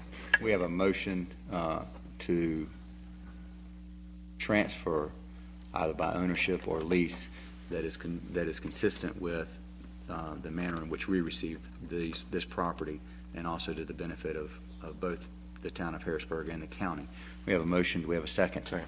We have a motion. We have a second. All in favor say aye. Aye. All opposed. Motion carries. Thank you very much. Thank you. Next matter we have is 6, is the creation of a food policy council. That's on G6, item or page 169. Mr. Day. Thank you. I think the summary in the agenda is as succinct as any, so I'll read that. The Board of Commissioners has previously established a sustainable community initiative as a step in realizing its vision and achieving its goals. One element of the Sustainable Community Initiative is the creation of a food policy council to identify and strengthen the connections between food, health, natural resource protection, economic development, and the agricultural community. The Food Policy Council is charged with performing research, educating the community, developing strategies, and making policy recommendations that will encourage the development of a robust, sustainable local food economy and a healthier population. And there's additional information that's requested describing this in more detail. One of the first charges of the Food Policy Council will be to oversee a community food assessment, which is really a data gathering process, looking at the supply of food, how much food is used. It looks at nutritional issues, nutritional deficits, public health issues, really kind of tying all that together. As everyone's mentioned, all this is posted on the website, so anybody can take a look at it. We hope, in fact, we will begin a media blitz after this to try and generate interest and have applications turned into the board, and hopefully enough so that appointments can be made next month. We have any questions for Mr. Day? I'd like to make a motion that we approve this formation of this county food policy council. Second. And that is to adopt the resolution as well. Right. We have a motion and we have a second. All in favor say aye. Aye. All opposed. Motion carries.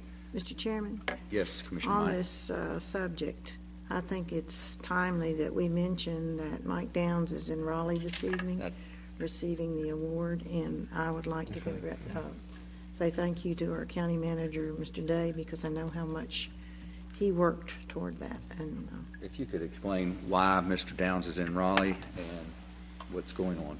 I will, to the extent that I can. North Carolina State University has recognized Cabarrus County by this evening earlier, presenting its, if I can remember the name of it, it's partnership has to do with local government partnerships with NC State University. And the local food effort that we've been involved in, which is also related to larger agricultural issues, is the main point of recognition for this award. It's not an award that's given every year. It's an award that's given upon nomination of a worthy example of a partnership. And so we're very pleased to be the recipients this year. My understanding is that representatives from NC State will be here at the May meeting to make the presentation to the board. Great. Thank you very much. Thank you for reminding me, Commissioner Minot. The next we have is the addition that I asked to be placed on towards the end of our last our work session was a resolution by the County of Cabarrus County in support of the cities of Concord and Kannapolis in their bid to be selected as a Google Fiber for Communities partner. They have filed an application. I believe it came down in February, and in March they filled out the information, and it has the potential of increasing people's abilities to access the internet and have a lot of different opportunities. There's actually a website for it, and I thought it would be good for us to consider supporting Concord and Kannapolis.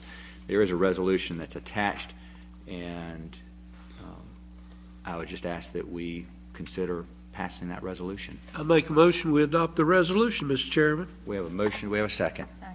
All in favor say aye. Aye. All opposed. Motion carries. Next we have is appointments to boards and committees under H. And on page 185, that's the Nursing Home Community Advisory Committee. And we have a motion to reappoint Caron Gabbert, Gabbert. I apologize if I butchered the name, to the Nursing Home Community Advisory Committee to a 3-year term ending April 30th, 2013. I'll make that motion. We have a motion. We have a second. All in favor say aye. Aye. All opposed. Motion carries. On the next is page 189. We have a motion. This is concerning the Criminal Justice Partnership Program. We have a motion to amend the terms for the CJPP members Revelia Nesbitt, Mental Health Ex Officio, Karen King, Substance Abuse, and Sally Coleman to serve with an ending period of April 30th, 2013. Second. We have a motion. We have a second. All in favor say aye. Aye. All opposed. Motion carries. And under the Adult Care Home Community Advisory Committee, we have a motion to remove Mr. Randall Peterman from the Adult Care Home Community Advisory Committee roster. So moved. We have a motion. We have a second. Second. All in favor say aye. Aye. All opposed. Motion carries. And with that, I want to make an appeal to anyone that is listening and anyone in the audience. If you're interested in helping out, there's a lot of boards and committees that could certainly use your help within the county. We got a report from the Adult Care Home Community Advisory Committee at our last meeting, as well as the Nursing Home Community Advisory Committee, which is in need of people to go to the different nursing homes or adult care homes and see in what condition they are. And the report that was given to us was very similar to me as a Better Business Bureau. Is you'd be going out as a liaison to see what condition each one of the homes are, and kind of make a report back so that if family members, if parents need to be placed, you can certainly look there and get some good information. And I would strongly urge that people consider looking at that board. And there's also the Workforce Development Board. Mr. Bob Van Gordon does a great job there. And we've got the Juvenile Crime Prevention Council, Tourism Authority, Transportation Advisory. There's a lot of boards. I'd ask you to look at our website at www.cabarruscounty.us/commissioners/boards and committees .html, or contact us at 920-2109. And with that, is there any further comments from any of the board members? I'd like to follow it with one last comment, is that earlier tonight that it was stated that we're in a budget deficit, and we're not in a budget deficit. We are we're well within our budget. Is that correct, Mr. Day? Yes, sir. And what we are doing is that we are in the preparation for our budget for next year, and being prudent and very responsible with not knowing and having a crystal ball exactly what revenues are going to be. We are projecting revenues down so that we can be within our budget next year if that takes place. If revenues are greater than we expect, then we're certainly going to be there. But I think the misconception that you see in the paper, that you hear people talk about, is that we're in a budget deficit, and that's nothing farther from the truth, is that we are well within our budget. We're living within our means, and we will continue to do so in the future. And with that, do we have a motion to adjourn? We have a motion, we have a second. All in favor say aye. Aye. All opposed. We are adjourned.